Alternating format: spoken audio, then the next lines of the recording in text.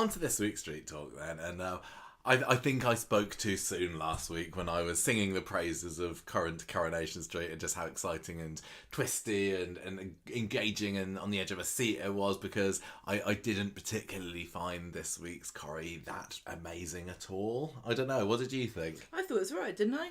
I think you gave it a bang on the Wednesday Look, episode. it's Christmas. Everything's fine. It's all great.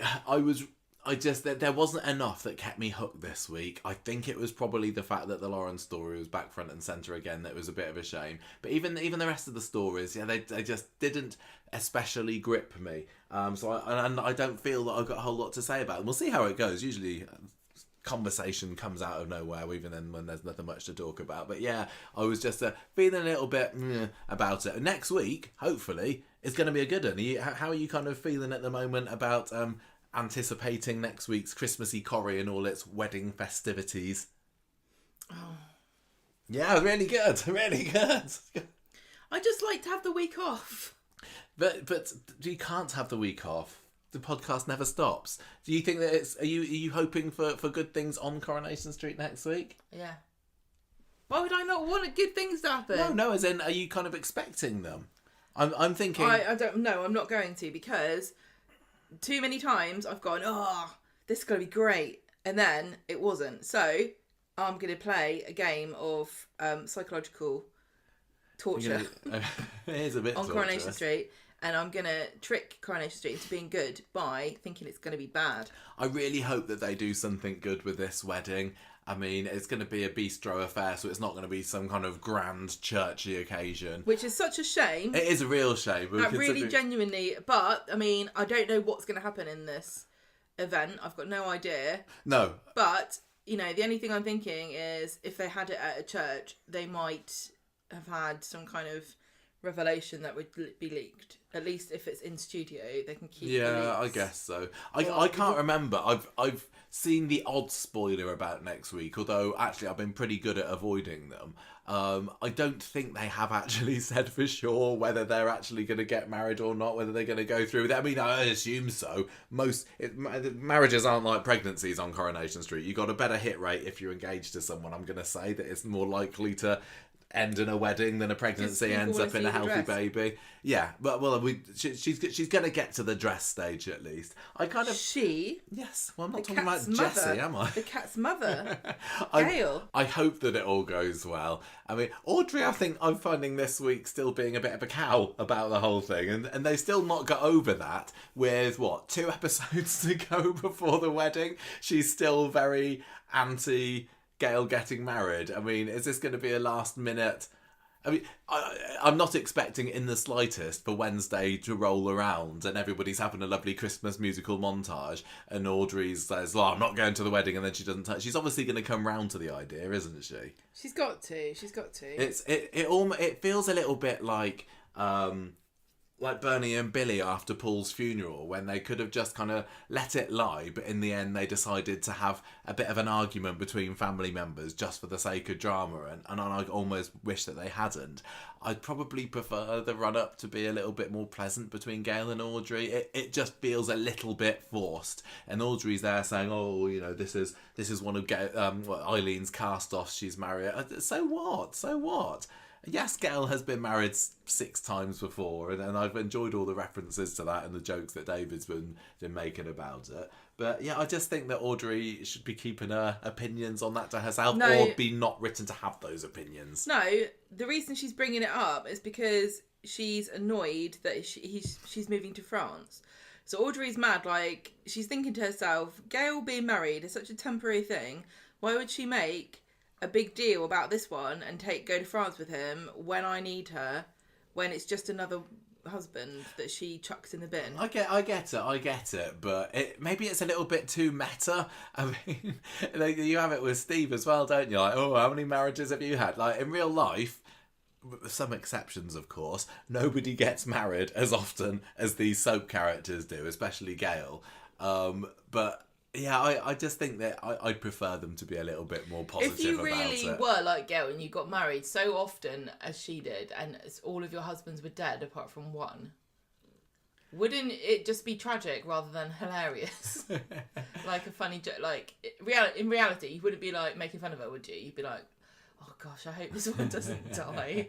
The thing is, if Jesse was coming across as a bit of a loser or, nasty piece of work or something, maybe Audrey would have cause to feel that way. But actually, what? Who? Jesse. Who's Jesse? Shut up. What do you mean? Well, he's not been in it. How do you know whether he's a cad or not? He seems like it. I think that in the short amount of time that he's been on the show, I am totally buying their love and romance, and that was a hard thing. But we were supposed to be seeing this with Martin, didn't come through, and there was the worry that they didn't have all this. The thing is, they've been written to have had a little bit of backstory off screen, haven't they, with Gail's holiday in Thailand and the getting to know each other then. But no, I totally buy them as a couple, and I would have thought that Audrey would feel happy about it, and I just think she needs to let her go. If Gail wants to go to France, Audrey has got plenty of... She's not like one of these little lonely old ladies that's the only remaining family member is emigrating halfway across the world, and she's going to be left rattling around on her own. She's got plenty of people. She's got plenty of friends. I pity a family member that we know who moves to France, because we'd be there every day, and we'd also be like, oh, can you just pop down to Carrefour and grab me? Yeah, so I'm hoping. I've got good feelings. I've got good vibes about this wedding. I hope it's going to go really, really well for them. I'm also kind of looking ahead at, there's clearly going to be some kind of Battersby clash / revelation coming up next week, isn't there? And I don't know what form that's going to take. I definitely haven't seen any spoilers about that, but I'm feeling quite excited and hopeful, and that's going to sort of spiral into the wedding as well, isn't it? Yeah, because they're having it there, aren't they? Yeah. So, I just realised that. Yeah, so I guess Gail's... I think there's probably going to be quite a strong possibility that Gail's wedding is going to be slightly disturbed. What's that, strong Gail warning? Yeah, I've got a Gail warning in my brain that the wedding is going to be somewhat... it's not going to run smoothly, thanks to maybe something that's going to go on between the sisters. There has also been spoilers / rumours / leaks about something on the Christmas Eve episode of Coronation Street. And this is a bit of a PSA. Don't forget, there is a Coronation Street on Tuesday next week. So when is it then?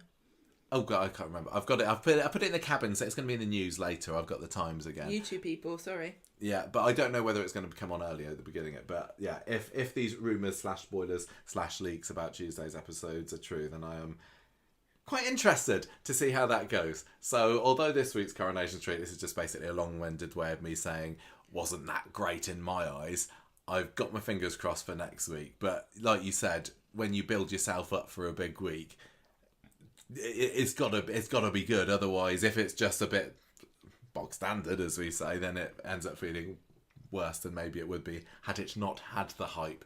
So maybe you're right to rein in your expectations and just be pleasantly surprised if it all turns out well. I don't know.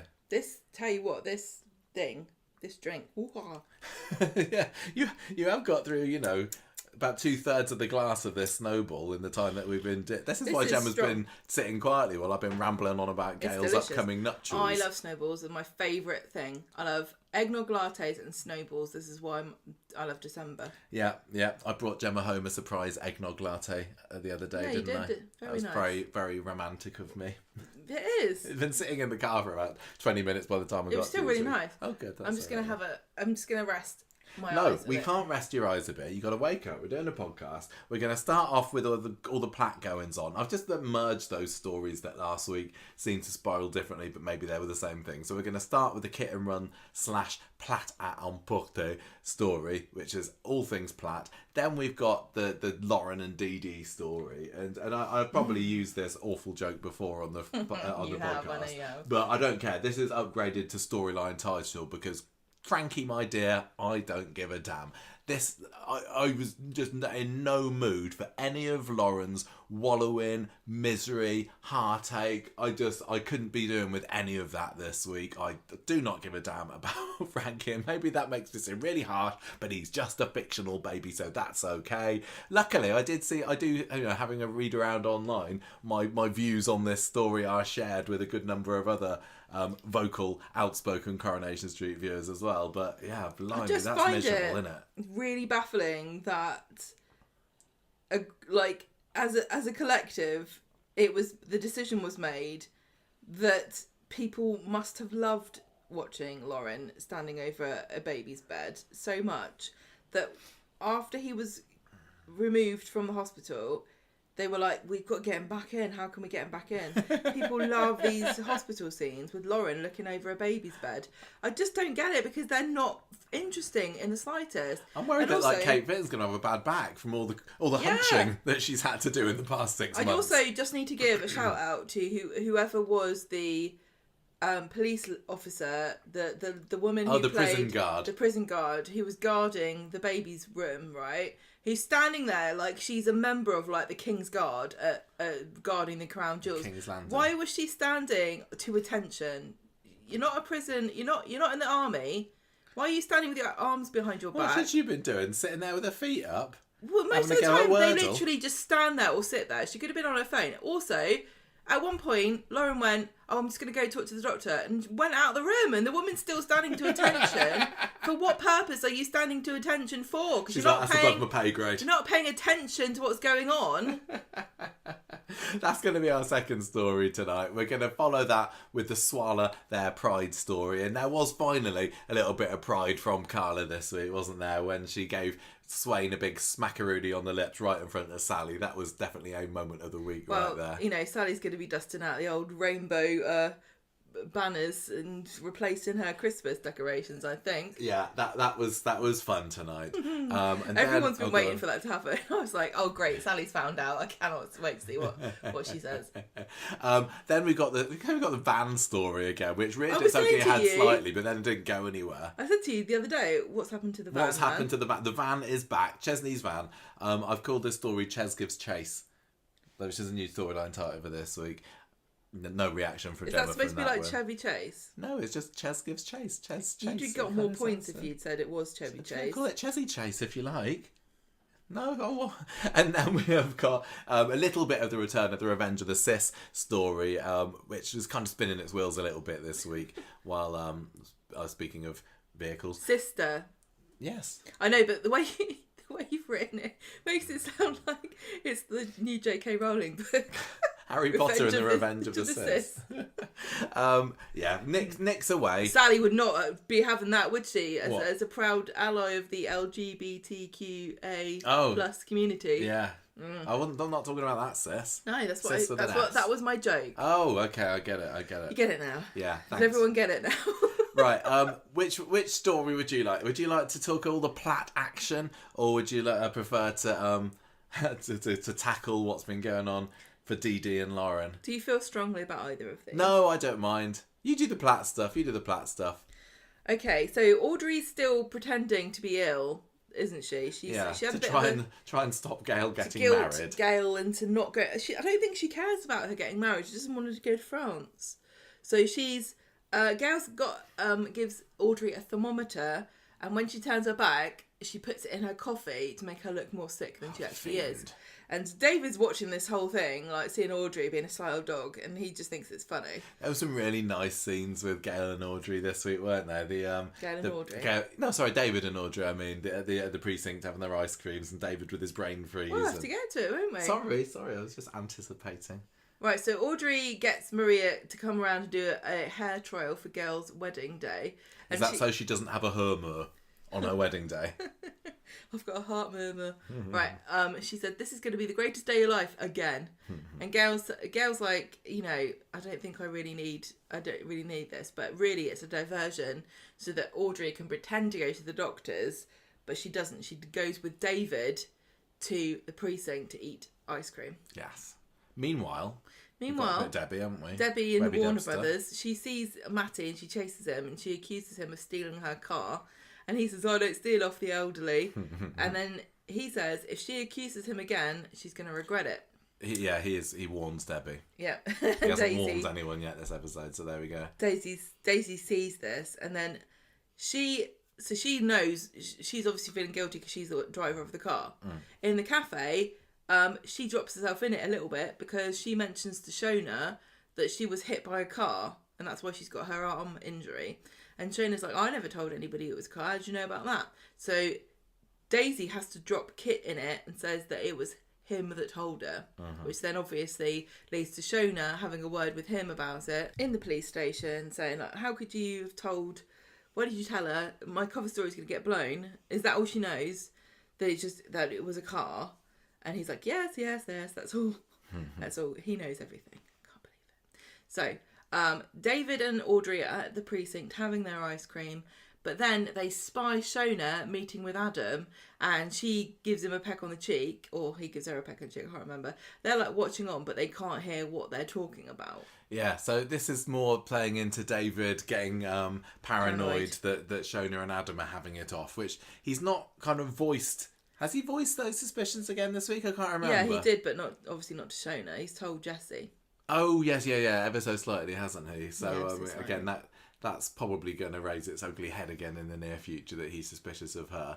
I'm not really loving this angle of it.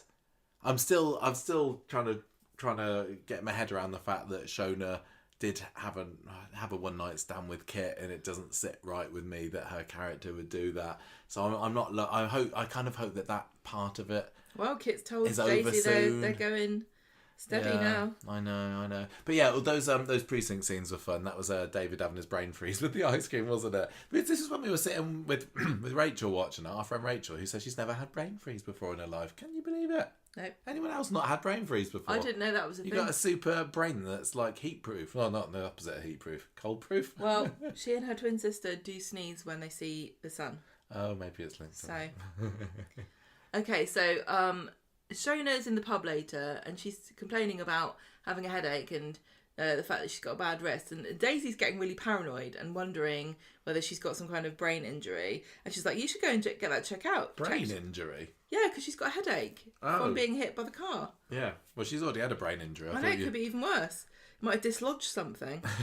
So she's like, it sounds pretty bad. You should go to get it checked out. And Shona, this was really, really silly. But, I mean, Shona is a silly character.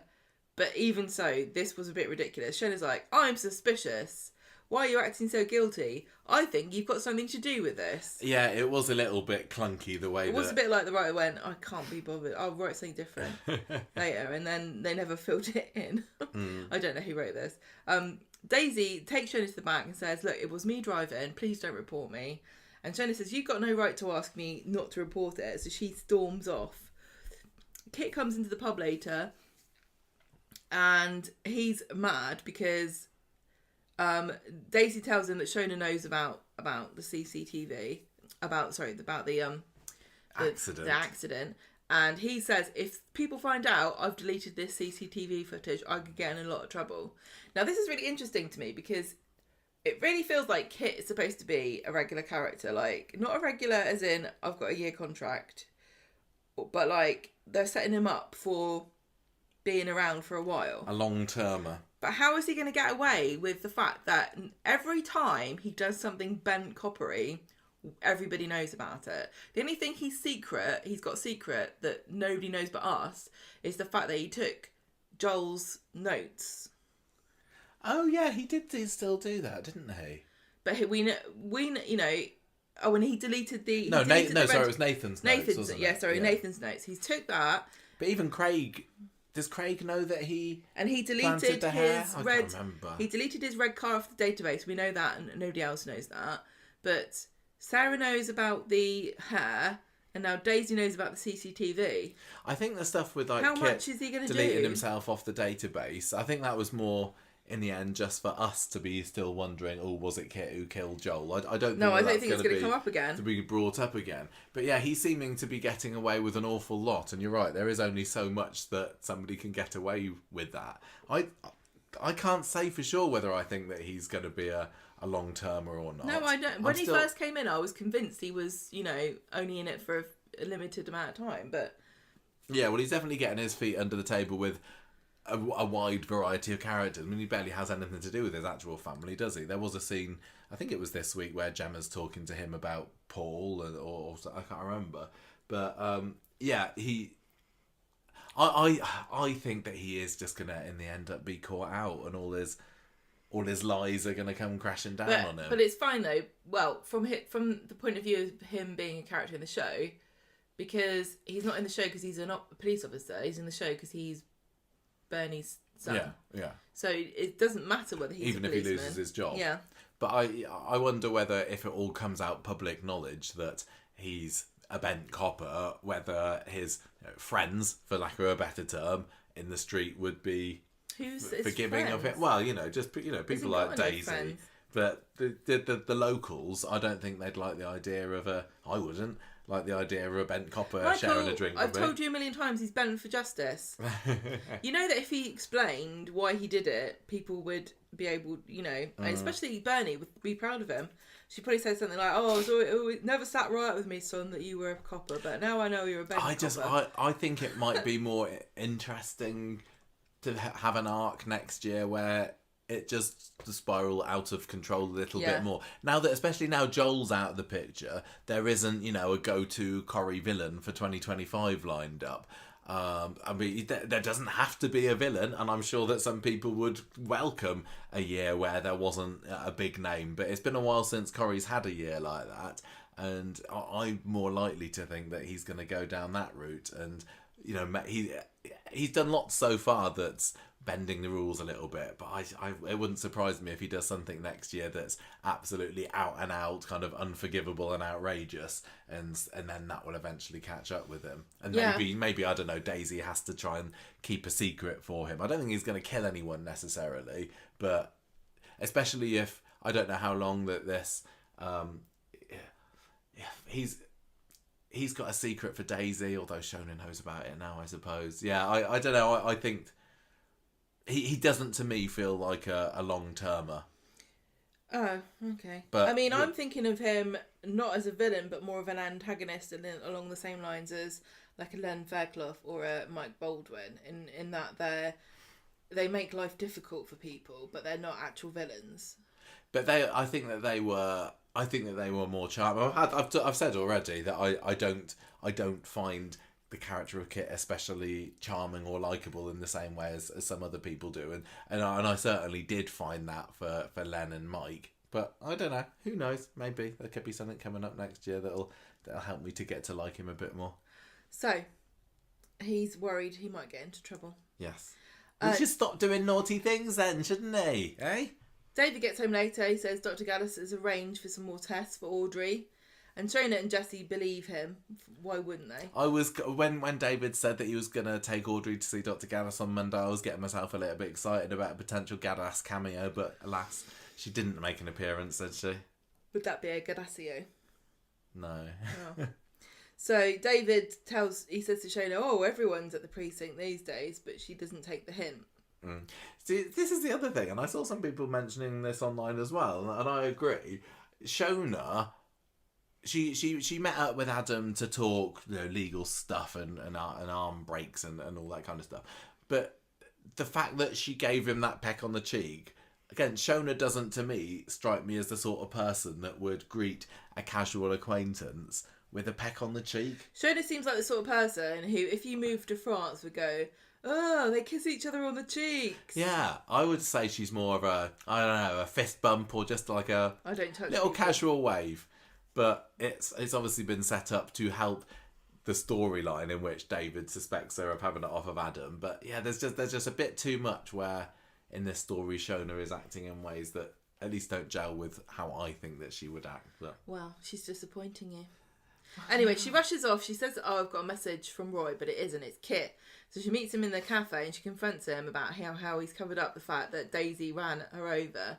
And she's also saying, I don't think Daisy's very sorry. She just feels guilty. She's not upset. I'm going to go and tell the cops the truth.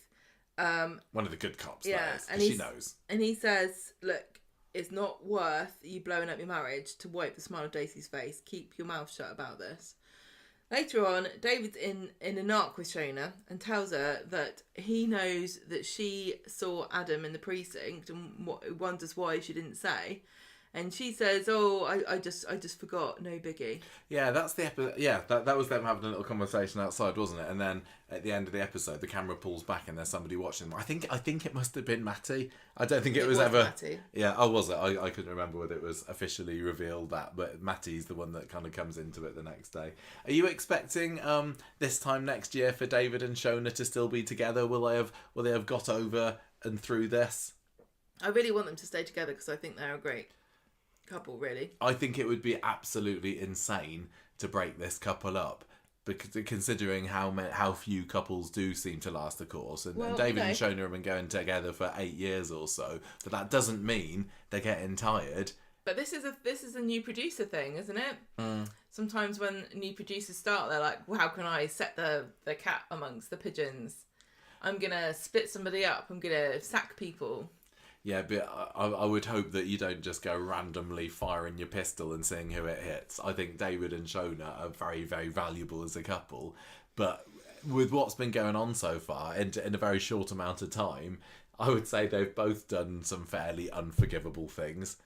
But then their relationship always has been a little bit volatile, hasn't it, anyway? And Shona has made it very clear on a few occasions, like, we're not going to split up over this, David. She's done the whole, look, we promised that we'd stay together. We're staying together. Let me blow off steam. And who's done the worst thing out of him and Shona? I'd probably say it's still Shona. The fact that she's literally been unfaithful with Kit. But David wrote a note and pushed Clayton so far that he tried to kill himself. Yeah, and Shona knows that now, doesn't she? And he was gaslighting her, yeah, and he hid the emails, and he's also stolen money. Yeah, she doesn't know about this stolen cash, cash stash. She did a very normal soap thing, which is to have a one-night stand. Is that going to be the excuse that she uses? It's yeah. just a soap thing, David. You know, you've been in this for 30 odd years. You should know now. So it does feel to me that at the moment she has got no intention of splitting up with David, because she does still love him. And I don't think that David, I don't know, if he found out about her sleeping with Kit, if it was just the once, would he forgive her? Well, he has to, because he's the one who told her she had a brain problem. She can just use that excuse. Yeah, but depending on what kind of mood you're in, you might say that a one night stand with the local bent copper trumps anything, really. But David, I don't think he's going to be hooking up with anyone else anytime soon. He's onto a good thing with Shona. Although he did nearly get into Alina's pants that one time, didn't he? But I wouldn't risk it, David. I'd say just hold it against her forever and keep that relationship going. I'm hoping that they're still just hold a grudge. Like how a healthy marriage survives. The best marriages are built on grudges and blackmail. Yeah. It's mutually assured destruction, isn't it? Mutually assured divorce. Yeah. Right. So on Wednesday, Matty and Logan confront David as he comes out of the house, and they say to him, "You've got the money. You've got Callum." No, whose money is it? Harvey's money. Harvey's money.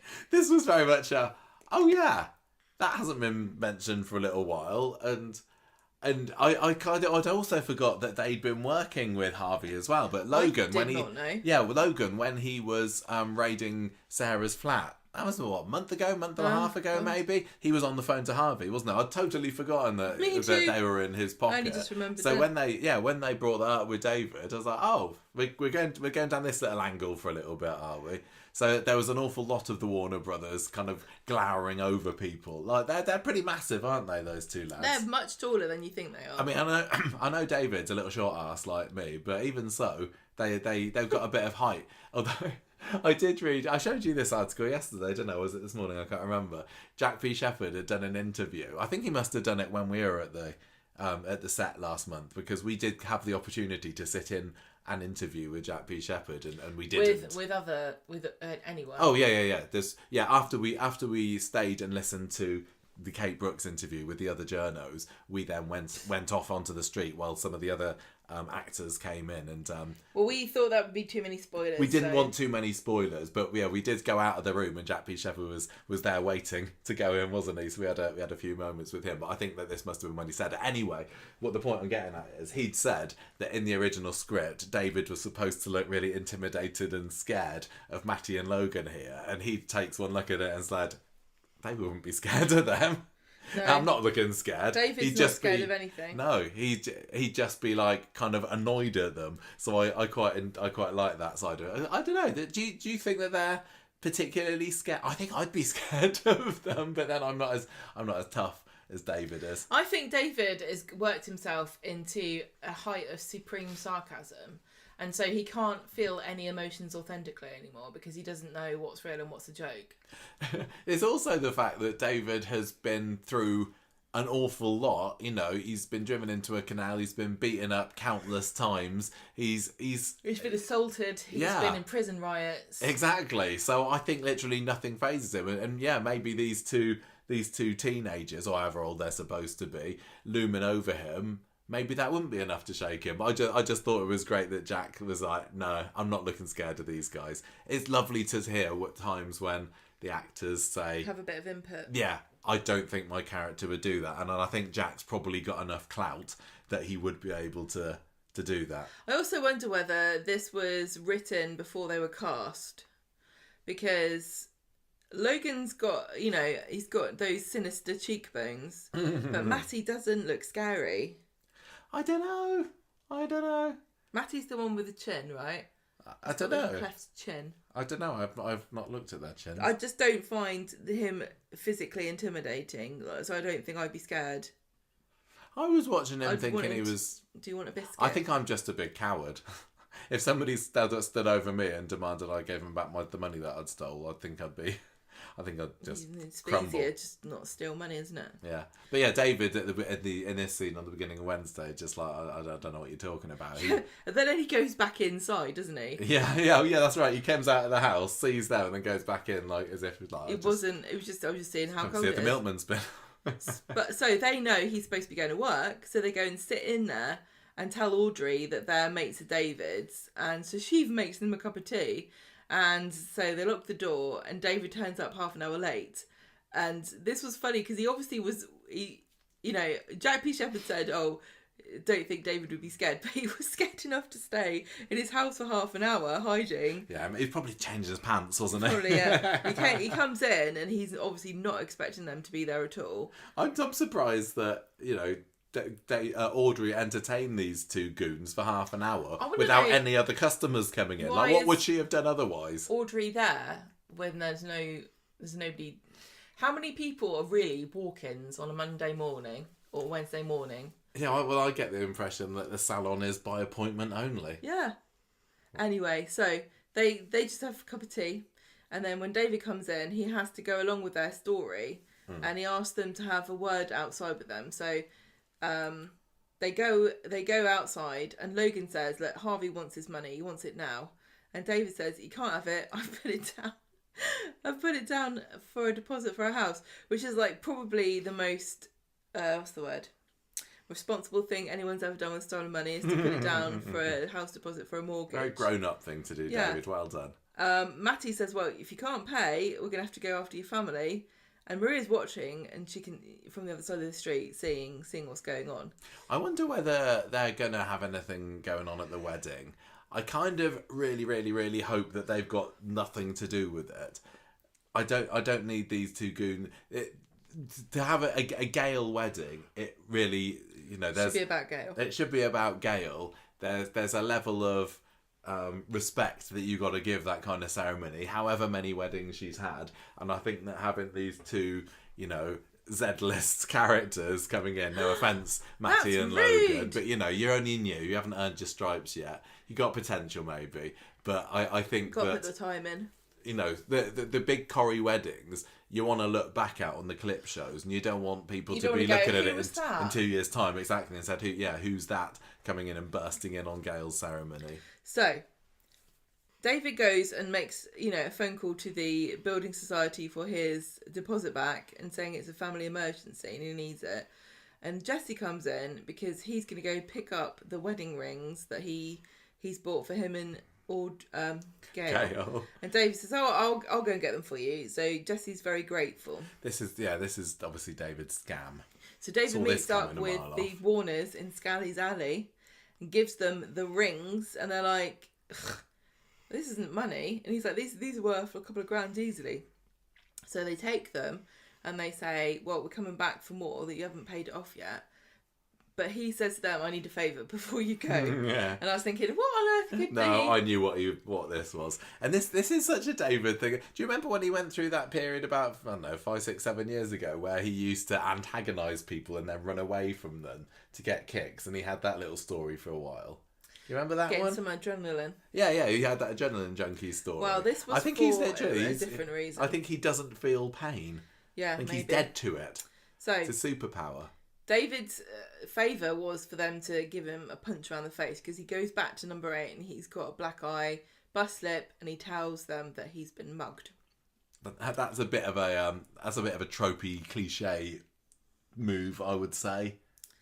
Don't you think? You got to pull these off. I know that soaps are just made. That there's never anything original done in soaps these days. But the old I've been mugged. I think. Oh, I've been mugged. I think that if I was a soap character, I might be suspicious of that. Because whenever anybody says they've been mugged on Coronation Street, I'm going to say 50% of the time. Mugged? Yeah, 50% of the time it ain't. It's fake mugging. So they're mugging you off. He tells everyone that he was set upon by 4 guys. They were on e-bikes. He's called the police. They gave him a crime number in case the rings are insured. And so Jesse goes to look into it. Then we get Shona seeing Kit in the pub later, tells him about the mugging. They talk about it. And Shona realises that Kit has been told a different story because he was told that it was 2 people and there weren't any e-bikes involved. Why do you think David... I can't understand why he didn't tell the same story. The same story. Is it just like when he got home, he was like, I don't want to end up looking like a wimp and saying there was only 2 people that attacked me because I should be able to take on 2 people. Maybe if it's 4 lads, I'll have a good excuse for not giving them a good hiding. What? And then he forgot what he'd said. Yeah, I don't know. Anyway, so little contrived maybe for suspicion's sake. Yeah, there was a bit. This was the second bit that felt a bit contrived. The first bit being Shona realising that Daisy felt guilty because she'd the one that had run her over from no evidence whatsoever. Yeah. Right, so Shona goes outside and sees Maria, who points out that it's the Warner brothers that have been lurking around and that they had told Audrey that he and David were friends. So she's getting very suspicious. Mm-hmm. Meanwhile, Jesse is talking to David, going, it's a bit of a coincidence that you got mugged, isn't it? Shona asks him then... yeah, he does kind of see through it slightly, doesn't he?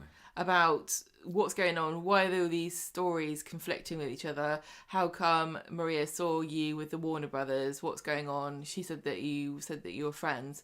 I know you're lying. Please, can you tell me the truth? So he tells her everything, and she's completely fuming, saying... she's going to have to go to the police station and tell them. And he tries to stop her, but she flounces out and goes to meet up with Kit, tells him everything, and tells him that Kit needs to get the Warner brothers to back off, but do it off the record. Otherwise, I will tell everybody what I know. It's just more blackmail. I know, it's blackmail. She's like... blackmail upon blackmail. Shona says, I know that Daisy hit me and you owe me and you'll get in trouble because you deleted the CCTV, whatever. So, Kit... This is why this story wasn't grabbing me quite so much. It was just a lot of everybody, a bit of a Mexican standoff, wasn't it? Everybody having something on someone else. But maybe sometimes that's exciting, but yeah, I just it didn't sit right with me this week, and I think maybe the spectre of Shona and Kit's night together, the fact that we got these somewhat unintimidating goons who still got the whole gangster. I've never been a fan of anything gangstery or Damon and Harvey. I only like disorganised crime. So Kit arranges to meet Matty in the precinct in the alley. He goes, I've got a message for you. Come here.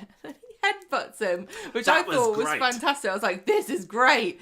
Yeah, there were a couple of moments this week, in a bit of a low week, where I was like, "Eh!" And that was the first one. The second one was Sally finding out about the kiss with Carla and Lisa. But yeah, it came out of nowhere. It wasn't just a simple, usually when somebody's roughing someone up, they might push them against a wall or something. So it can get quite erotic sometimes with Coronation Street, doesn't it? But this was just an all-out headbutt, which was brilliant. And you kind of pointed out that Kit was just the right height. Kit's the perfect headbutt height. Yeah, right on the bridge of the nose. Woomph. Yeah. But again, he is playing such a dangerous game. Well, yeah, because it could get really nasty. He says this later. So he says, like, leave David alone. He's just getting too cocky. I mean, people do it, don't they? You do get these people, not just police, loads of people in positions of power who are abusing their position, and they think I can get away with it. So in that sense, that this could be completely normal. But as a viewer of it, you're thinking, why on earth would you do this? Who are these people that can tolerate such anxiety in their lives? Yeah. I need some of this in my everyday life. I need some of this energy of, like, not caring. Yeah. Just thinking you'll get away with things. No, I think everything I ever do.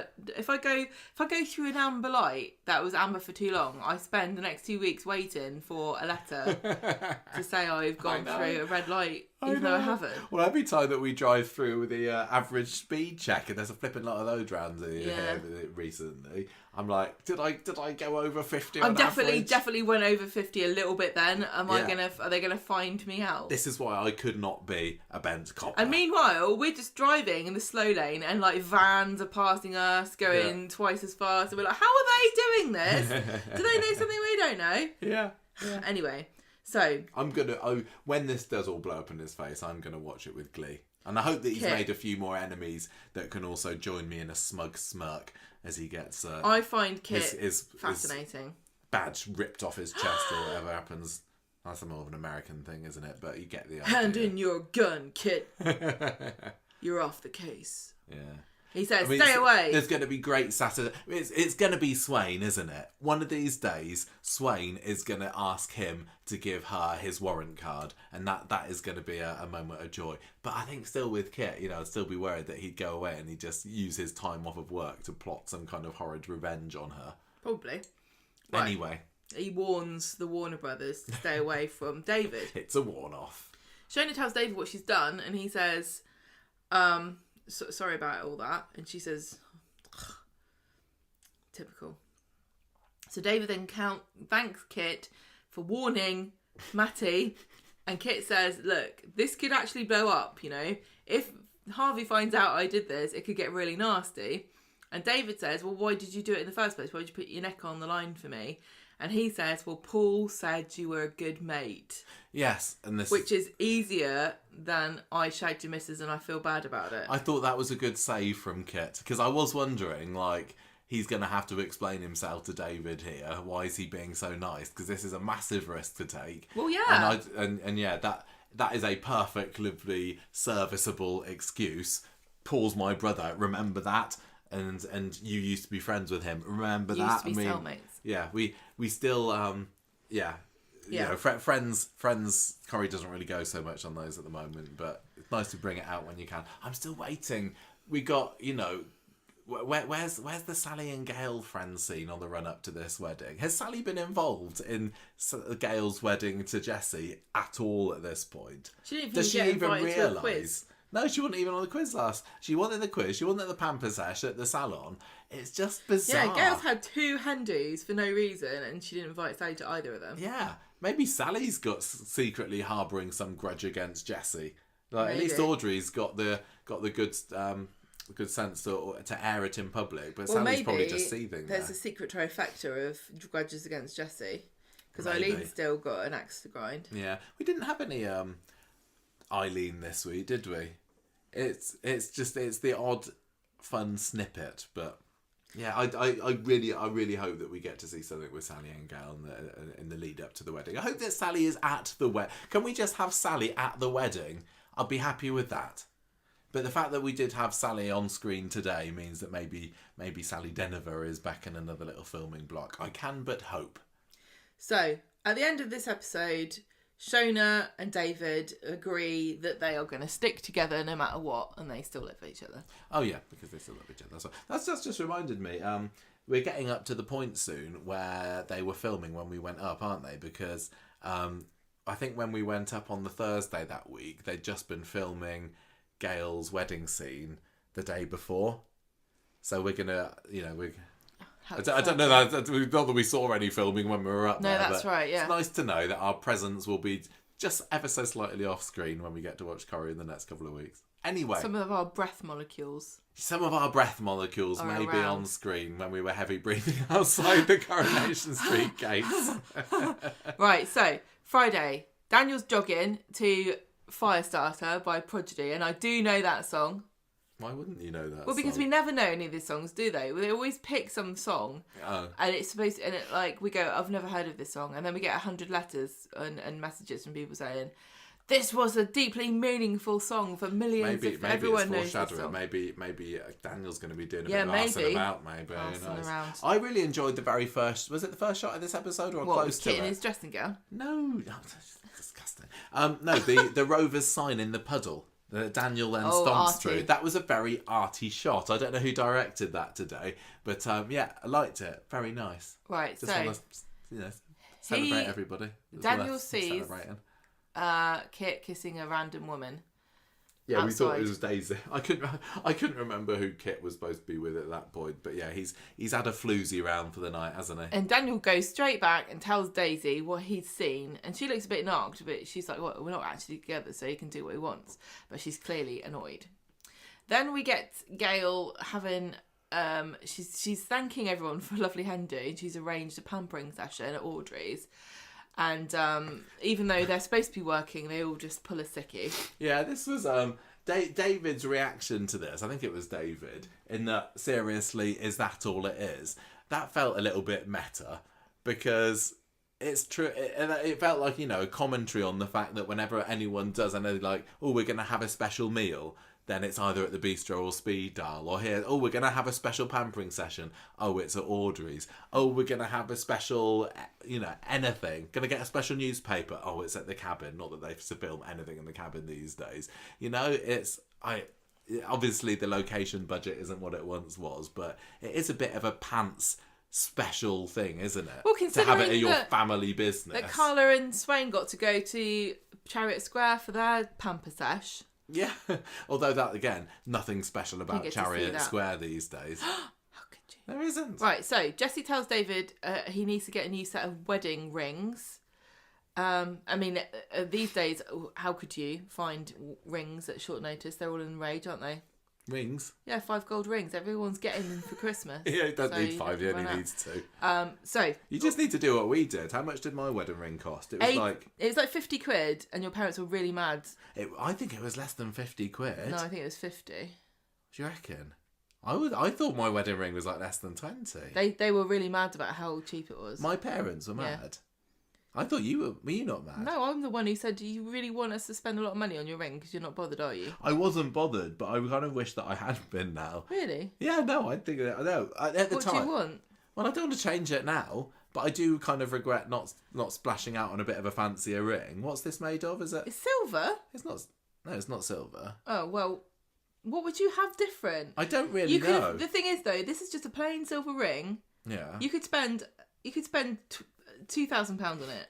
Yeah. And it would look the same. No, I think it's fairly cheapy material, but yeah. You can have whatever you want. Well, no, I don't want anything now.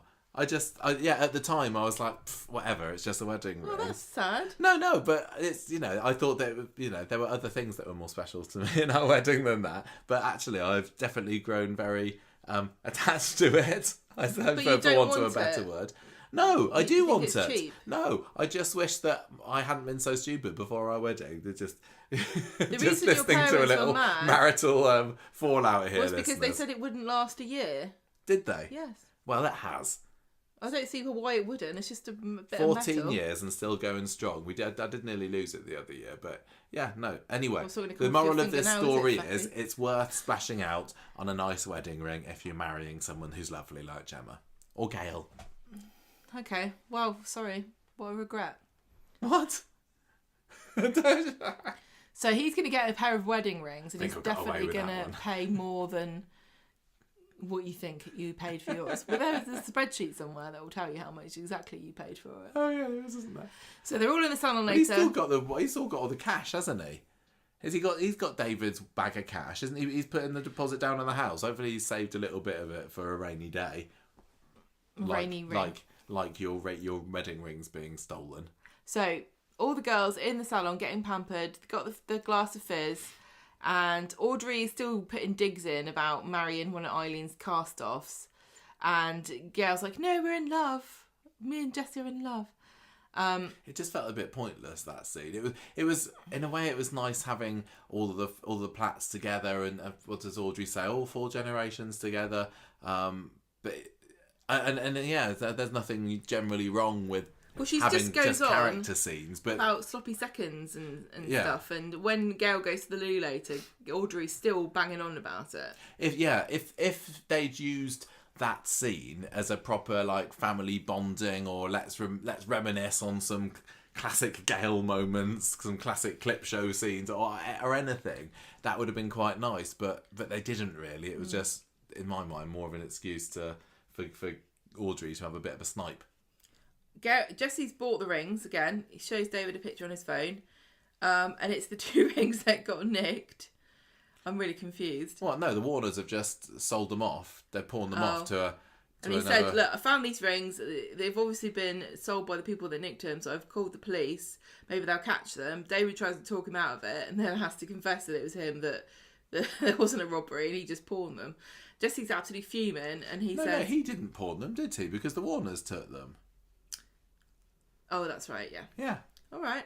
Jesse's fuming, says he's going to tell Shona and Gail about it, and then David says the Kit's already warned them off, and that he suspects Shona's having an affair as a distraction. And Jesse's like, well, I want that money no matter what. Oh, no. So, in the pub, the girls go, don't they? Well, the factory lot, yeah. No, the plat ladies go. Oh, yes, yeah. And they said that they should get people to make a goodbye video for Gail. I say just go on Coronation Street YouTube, because they put a very nice Gail compilation video, didn't they, in the run up to her wedding.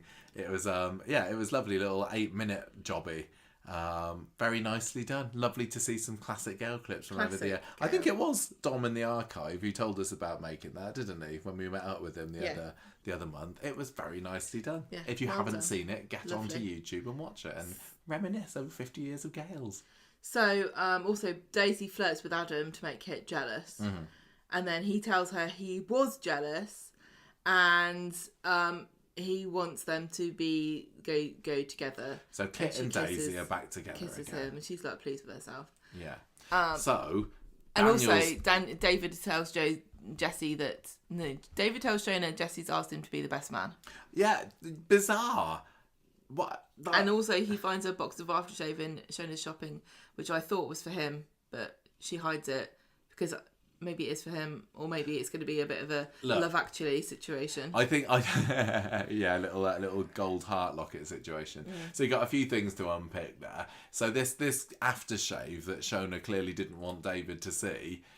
I mean, we're going to get a scene on Christmas Day now, aren't we, where he's unwrapping his presents and there is no aftershave there. But the question is, has she got it for Kit? You know, is she still harboring? Such a weird thing to do. Yeah, is she? They're like, thanks for the shag. Here's some aftershave. Is that what you have to do? Is it? I don't know. Don't have a first before Christmas then. Yeah, or she could just be giving it to anyone, but he could still. I think he's gonna think that she's giving it to Adam. Basically, what's gonna happen? Here's my prediction. What's gonna happen is, she doesn't give it to David, but she gives it to somebody he does, like maybe Roy. And then at Christmas, Adam gets it because Sarah bought it for him. And Sarah and Shona bought the same aftershave because they all went shopping together.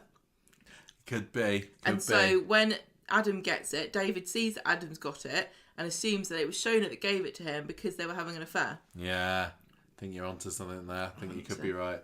Yeah. So, I've seen a Christmas episode with a snafu about presents. I know what's going on. Oh yeah, like Pantgate all over again. Pantgate. Yeah. So there was that thing, and then you also got this whole best man malarkey, which is how can you get to 3 days before the wedding and you still haven't decided who your best man is? Why has that been thrown in now? Why did nobody mention? Jesse hasn't had his stag do yet, has he? Maybe. Is it just that the hen do's happened? Maybe he was shy and he didn't have a good time to ask David, but he knows he's going. So he's like, you are going to the wedding, aren't you? Yeah. Okay, well, that's handy. I just think it's utterly bizarre that anyone would leave it this late. Jesse's got like a really horrible son that's not coming now.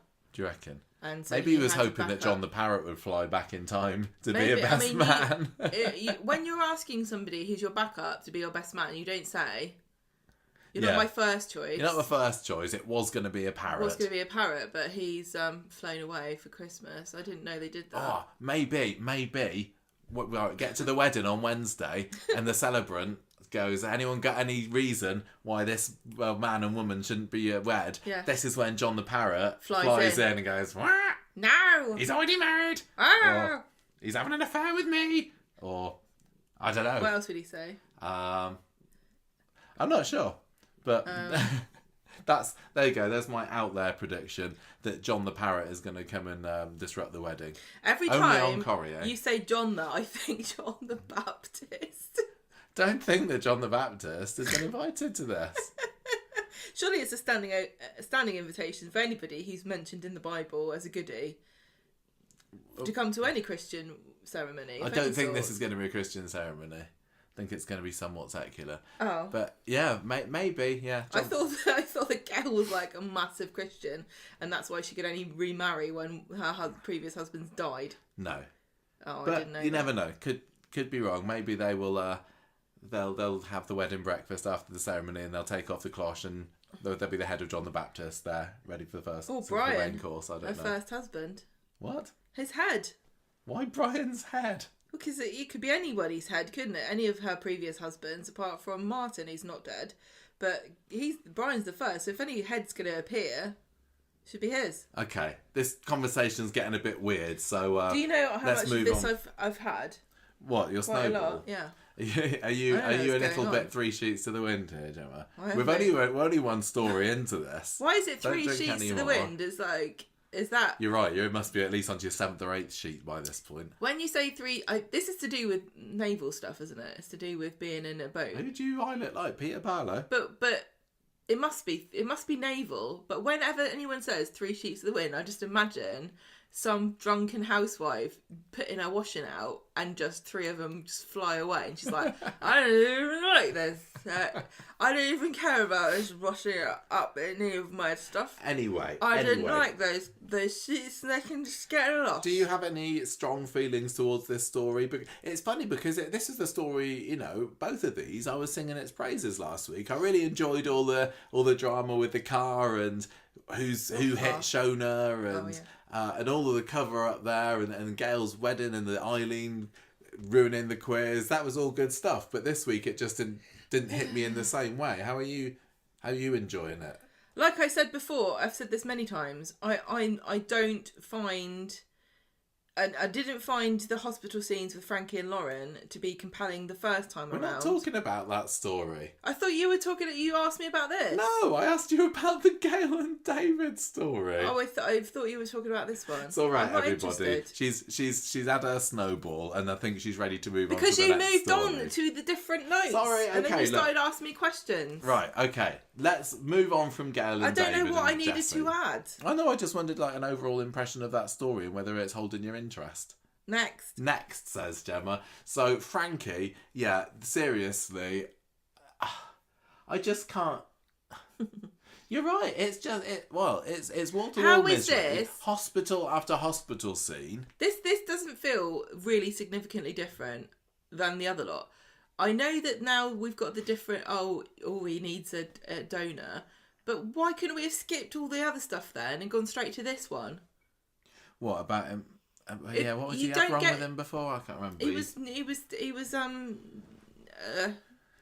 early. Yeah, when he was nearly killed in the It's womb. really, can I say, it's so rude to arrive early before your host's are ready. Because if somebody gives you a date or a time when you're supposed to arrive, that's the earliest. Yeah, Frankie. If you get there before, you're just going to be hanging around while they're, painting the nursery and stuff. It's just awkward. It was just so much misery. And this was another story last week that I was kind of excited and invested in and wondering, what are the Deerings planning? What's their plot for Frankie? And they're being set up as these massive villains at the moment. But I'm kind of on the side of, just take him away. They've got a point, really, beyond just the convenience of him not being in the show anymore. I mean, I know that you probably would say this if you were in Lauren's position, but you can't just say, you must be bad because you raised a terrible son like Joel. Or sorry, so there's a bit of nature and a bit of nurture and a little bit of probably he has had external influences other than his parents that turned him into the bad guy that he was. I don't see how anyone could do clear cut. It's the parents' fault on Joel here. No, I honestly.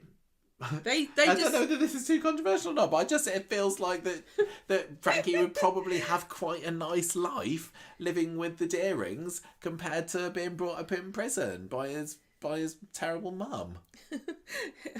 Everyone seems to want to say that Lauren's a really great mum, but the extent Show me the evidence. The extent of her amazing abilities of mummage is to crying over his crib, which I think any woman would do. I don't think it bears any relation to how good you are at being a parent.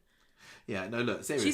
She's only had him out of hospital to look after by herself for about a month.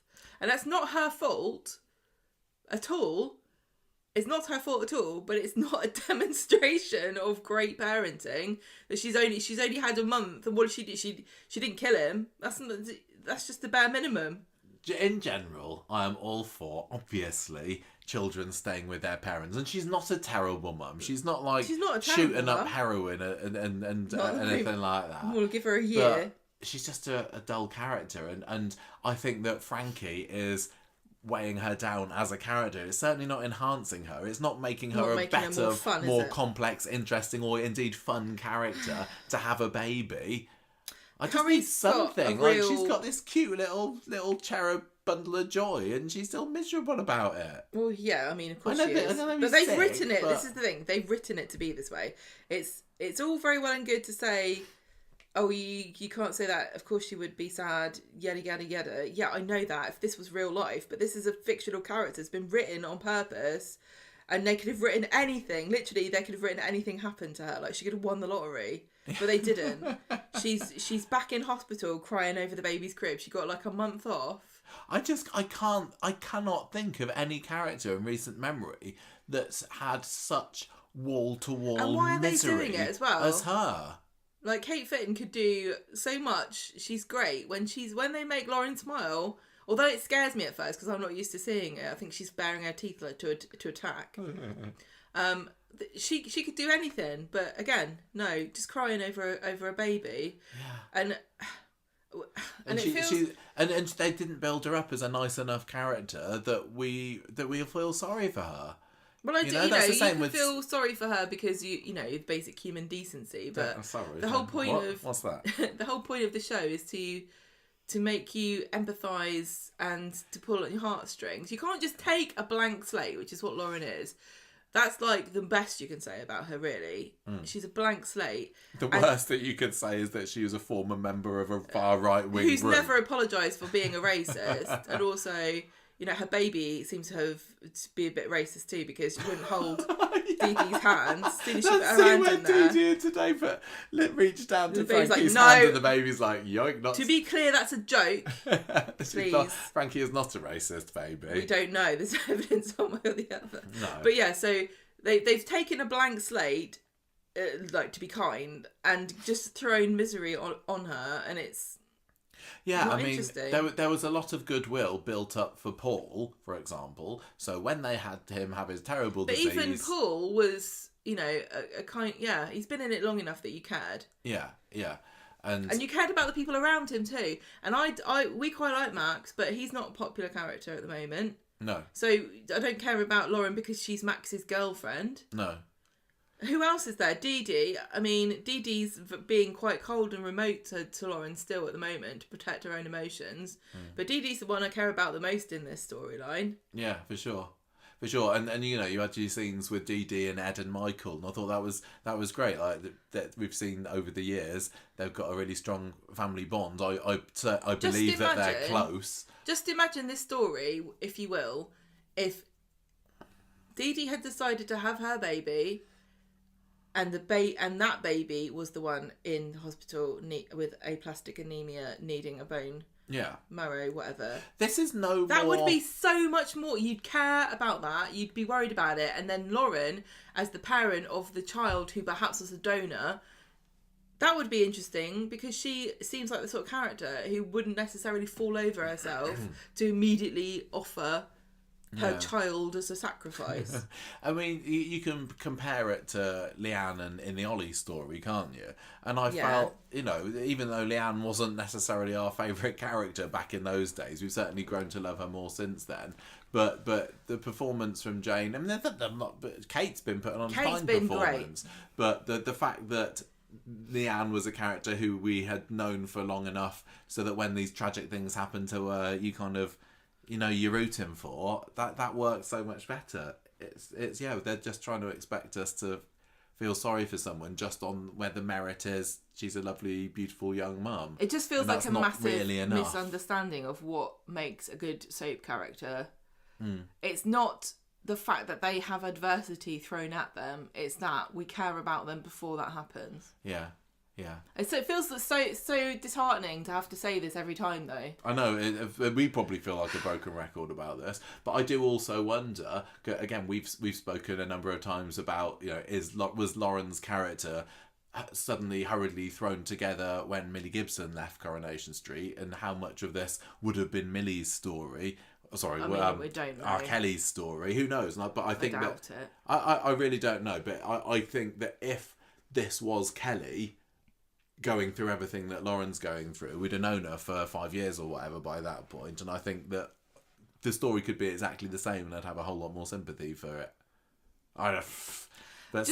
She just has never apologised for anything that she was involved in. It would need a lot more than an apology for me. Well, I know, but she doesn't even acknowledge it. Like, if this was a story that made her think, it kind of reminds me, it would have been a great opportunity to do a similar thing they did, like with Sarah, where she has a bit of a breakdown about the baby, because Sarah was convinced that Harry was like inhabited by an evil spirit because of Callum. Mm-hmm. I tell you what, it's a testament to the good, strong mental capabilities of Lauren. Like, she's the most mentally healthy character in the entire show. That she's not blaming herself for what's happening to the baby and saying it's all my fault because I was a white supremacist who helped aid and abet of the stabbing and a bombing. Yeah. Look, we've kind of already we've torn this story apart. Let's at least run through what happened. I just really wish Lauren could have a chance. You know, I think this show is not giving her a chance. It's really, really, really not. It's just thrown her from one thing to the next. It's like the poor little matchstick girl, isn't she? It's like, I don't know who this person is, really. Literally, I don't know who Lauren is. All I know is what's happened to her. And it's all been terrible. Yeah, absolutely. And and again, in a way, I'm thinking, I kind of hope that she gets sent down. And that's bad. Unless we're supposed to feel that. I don't know how we're supposed to feel about Lauren. I think we're probably supposed to be rooting for her. I mean, you know, as a human being, if she was a real person, I'd have a lot of sympathy for her. And I'd be rooting for her to get through this, and I hope her baby is okay, and I hope that she doesn't go, you know. But at the end of the day, she is a fictional character. I don't really like her. She did kill somebody, and these grandparents who seem to be loaded and actually care about the child probably would be better off with them, because these poor grieving parents who just lost their only son. I mean, I know he was an arsehole, but I don't see why Lauren and Dee-Dee are so high and mighty about them saying that they've raised a terrible son and it's all their fault and they should have known, when they both didn't know. Well, I mean, unfortunately for Lauren, she found out a lot sooner than Dee-Dee did, but Dee-Dee had no idea what Joel was really like. No. And people pointing the finger there are plenty of people who, when a criminal is found out or recovered, like a serial killer or somebody who's a man, people always blame the wife and say she should have known. That would have been Dee-Dee in just a few weeks if she'd gone ahead with the wedding like she said she would. But she's quite comfortable to say it's all Mama and Papa Deering's fault for raising a horrible... Just because they've been a little bit They clearly scheming. had no idea. But they're scheming. What are they scheming for? To take custody of a child who's living in a prison. If you put yourself in the Deering's shoes and to kind of from afar and look what's happened. I want to save my grandchild from this skanky, she's got no racist girl who's in prison for murdering my son. Yeah, she's got no. She really. I mean, she hasn't had a chance, but that doesn't prevent the fact from being true that she's really got no emotional regulations at all. She hasn't learned how to control her temper. She flies off the handle. She's being told by the doctors and nurses, oh, we're going to look for a donor. And she's like, no, it's not good enough. I don't want my son to suffer. Well, there was the scene in today's episode, wasn't there, where the nurse or the doctor, whoever it was saying, right, in 2 weeks, we're going to start to look for a donor. And she's like, no, I need you to look for one now. Although, to be fair, it's like, why 2 weeks? They just got to wait for Christmas to come over because nobody could be bothered to do it. I totally understand what she's saying, but it would have just come differently from somebody who wasn't Lauren. Because then it would have been a one-off, like, yeah, you're emotional because this is a terrible situation. Whereas this is just more of the same from Lauren. Her and Max just not being able to regulate their emotions because they are young. But they're also trying to take on a lot of stuff, of responsibilities that they're not really prepared for. And, yeah, the Mama and Papa Deering are maybe a bit evil in this situation. Just a bit. Well, you would want always, in the best circumstances, for a mum and a baby to be together. That's what everybody wants, right? But when in this fictional story where you've got Lauren in prison who's killed the father of this child, who did try to kill the baby first, to be fair, and the Deerings who really haven't done anything wrong apart from being a bit rude.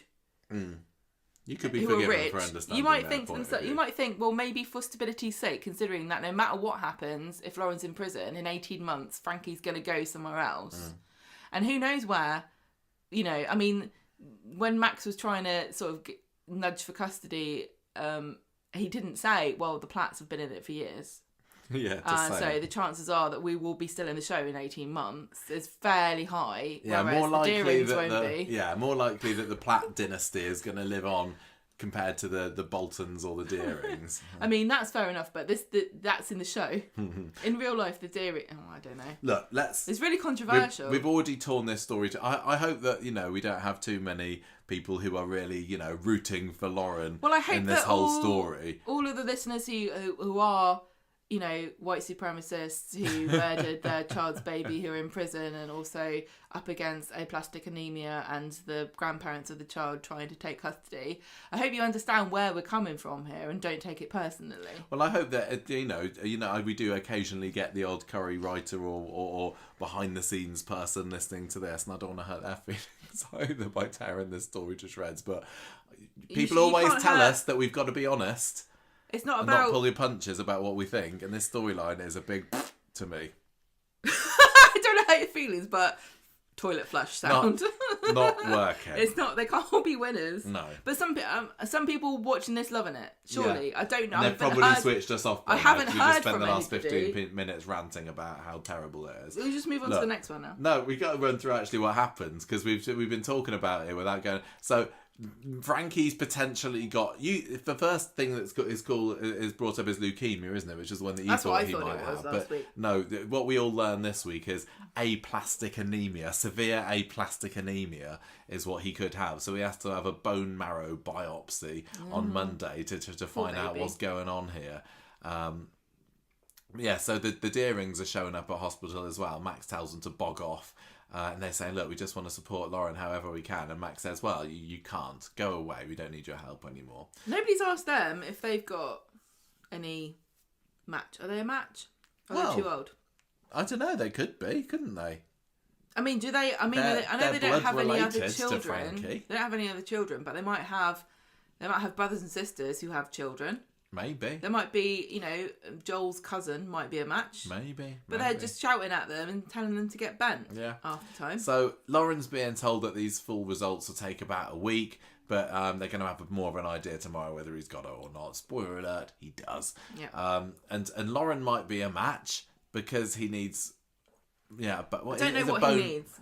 He needs something. He just needs some magic medicine that can be extracted from the cells of somebody who's related to him. Basically, that's the for lay persons, which I most certainly am. He needs some magic juice from your bones. Anyway, look. Deering's burst into the children's ward after speaking to Max a little bit. There's some fairly ineffective security guards coming after them, and Lauren says, "Look, you got 30 seconds. Say your piece." And they say, "Look, sorry for accusing you about the bruising last week. Bruising for a bruising." We can look after Frankie. Prison's no place for a baby. No way, says Lauren. I'm his mum and I've all he's got. So she sends them on their way, and Gus is like, no, Frankie's coming home with us, actually. We've already applied for custody. Oh, the schemers. So Lauren's standing her ground and say, sorry, sick child. He needs to be with his mum. And the Deering say, no, we have the baby. I think they just need to put Frankie on the floor and say, go to the one who you love best. And that solves everything. That's the method that is foolproof. It never fails. Watertight, that is. Anyway, they get sent on their way. Max is back with Lauren later saying, I'm going to help you fight the Deerings. And then the doctor comes in and says, we're going to give Frankie a blood transfusion and he's going to need a fortnightly one until he can get a donor as well. So better set up a tent here, Lauren, because you're not leaving this set anytime soon.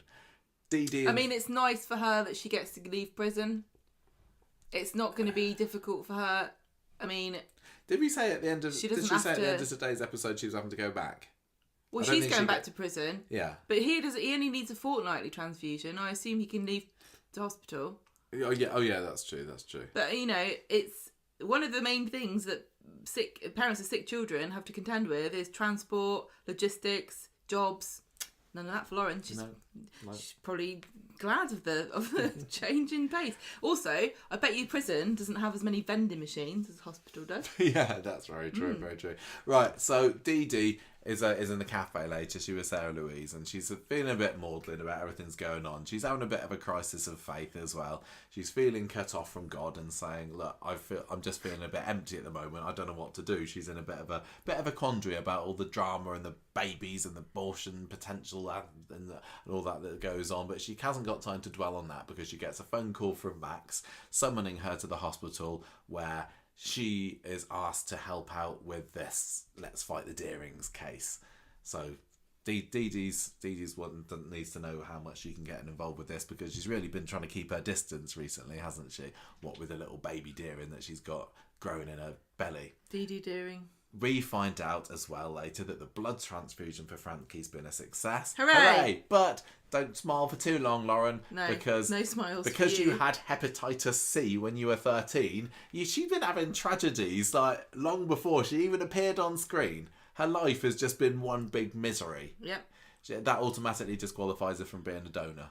Yeah. Oh no. What was she can't do it. What was the? I can't remember. It was the dodgy earrings. Oh yes, that's right. Yeah, she went to a dodgy earring piercing place. Yeah. Go on, Bennett. I just can't be dealing with this. So Dee-Dee has a bit of a pray later. Nice. Honestly, I'm not laughing at the praying. I'm laughing at Lauren. Just this big book of misery. Just lurching from one to the next, isn't it? Just one crisis to another, and each one piles on more misery to the next. It's not like unrelated. It's just like one big snowball of sadness. So Dee-Dee is having a pray later. Yeah, that was good. And she prays for guidance, and then God responds by getting a phone to ring, and it's Max saying, "No, come on, come and help out. Please God, help me. Send me a sign. Ring, ring. Hello? It was. Hello, it's me. It was kind of one of those moments, wasn't it? No, it's Max. It is. It's Max saying. Well, if she was asking for a sign, here it is, because Max is saying Lauren can't be the donor. Hint, hint. Yeah. If only there was somebody else that could be one. You have to pray for somebody on the transplant register. I mean, honestly, I know this is just fictional, so please, again, this is not about anybody in real life, but why can't they just wait for the donor like most people would be? Right, I'm going to go through everyone I know, and if they don't match, we'll have to wait for the donor. Awful, terrible, sad. But because it's Coronation Street, we have to like pin people against the wall and scream in their face for them to not have a baby. I mean, to have a baby so we can have it as a donor. Yeah, you're right. People are very entitled to organs in Coronation They Street. really aren't are. they? We need a kidney transplant. Yeah, who was it? It was Peter, wasn't it? Carla had a kidney one. Oh yeah, Carla had a kidney one. Well, Peter's Tracy had obviously back in the day. Yeah, Tracy's had a kidney one. What did Peter get? Liver. He had a liver, didn't he? Yeah, and he went for foie gras. Yeah. But you're right. Has anybody had a transplant in Coronation Street that's just come from waiting? Well, wasn't that? Yeah, I mean, Peter's was. Was he in the end? I Yeah, because that woman turned up, didn't she? And she was the mother. Yes, the mum. Yeah, you're right. Okay. So even in Coronation Street, even if you are an anonymous donor, don't worry, you still get to be in it. Could get a shout out. You still get to show up at some point. Anyway, so yeah, obviously you would want a donor as. Of course you would, but yeah, I mean, normally you wouldn't just assume that everyone you know is going to be a donor. Yeah. I don't know. End of the episode, you got another tragic scene with Lauren going, oh, everything's going wrong. Oh, I don't deserve to be his mum. Frankie would be better off with somebody else. Oh, woe is me, says Lauren at the end of the episode. It's so difficult. It's really hard because I really want to be sympathetic and I really do feel badly. And I can see, because I've known people like, I've known people like Lauren who are so self-destructive and they come from bad backgrounds and they don't know how to cope because they've never been taught any skills. Yeah. They don't know how to be resilient. They don't know how to help themselves. They don't understand not to shout at social workers and police officers and hospital workers because they've never got anything unless they shouted and screamed at people. Mm. But I can't find that for me to go, I want to hug you and help you get what you want out of life. I just think I'm done. I'm done with you, Lauren. Wednesday, there's a potential solution when they wonder, you got Maeve, who's related to Frankie. Maybe her bone marrow would fit, or maybe Emily or somebody. No, not Emily. No, I'm sorry, not Emily, but Maeve. No, they've gone off the grid. Well, hang on a minute. I mean, Emily's just as likely as anyone else at this point. Yeah. I mean, she could, isn't what normally happens if you need a donor, don't normally your friends and family like go, I'll go on the list and then we do a donor swap. This is what normally happens, isn't it? No, this is what normally happens. Yeah. You go on the list, you're like, okay, well, maybe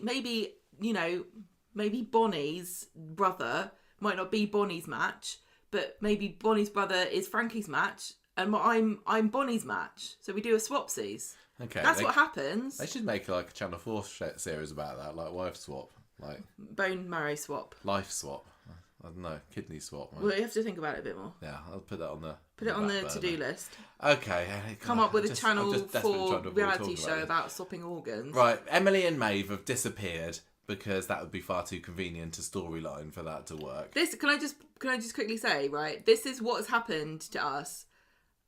This is probably super offensive and really rude, everything we're saying, but I was never prepared to do a podcast where we talked about bone marrow transplants and sick babies and controversial topics. Like, this was never what I thought. I thought I'd be talking about people having affairs and talking about fashion at award shows. Back in the heady days of 2012 when Conversation Street started. I'm just a normal person trying to make sense of things that are really... Some of these things are completely beyond my ability to be able to... I don't know. Right, look... I'm baffled and I'm drunk. It's fine. Dee-Dee has a go at Anthea in the cafe later saying, you got no right to this child, I'm going to do whatever I can to stop you. And Max overhears this, goes and tells Lauren about how Dee-Dee was a little bit out of control, what's going on there then. And Dee-Dee has by this point decided that is taking on Lauren's custody case, and Adam's going to be in charge of it in name only because she's too close. Well, she's not allowed really to do this. She's going to put Adam's name on it. Yes. Dee-Dee and Sarah go and visit Lauren later, but say, sorry, we can't get in touch with them. How convenient. Sucks, doesn't it? But we're still going to do what we can to help you keep Frankie. And then Dee-Dee is kind of strong-armed into holding Frankie while Lauren goes to the bog. And she's like, oh, no, a baby. Yeah, a baby. Oh, that's cool. But I'm just about to have an abortion, aren't I? And Dee-Dee says, look, am I doing the wrong thing, aborting this baby that's inside me? What if it's a match for Frankie? Tell you what, it's going to be a bit of a bugger at the end if she keeps this baby and it's not a match. It's like, what do I do with the baby now? Dee-Dee's handled this pregnancy is she would probably come in and say he's not a match.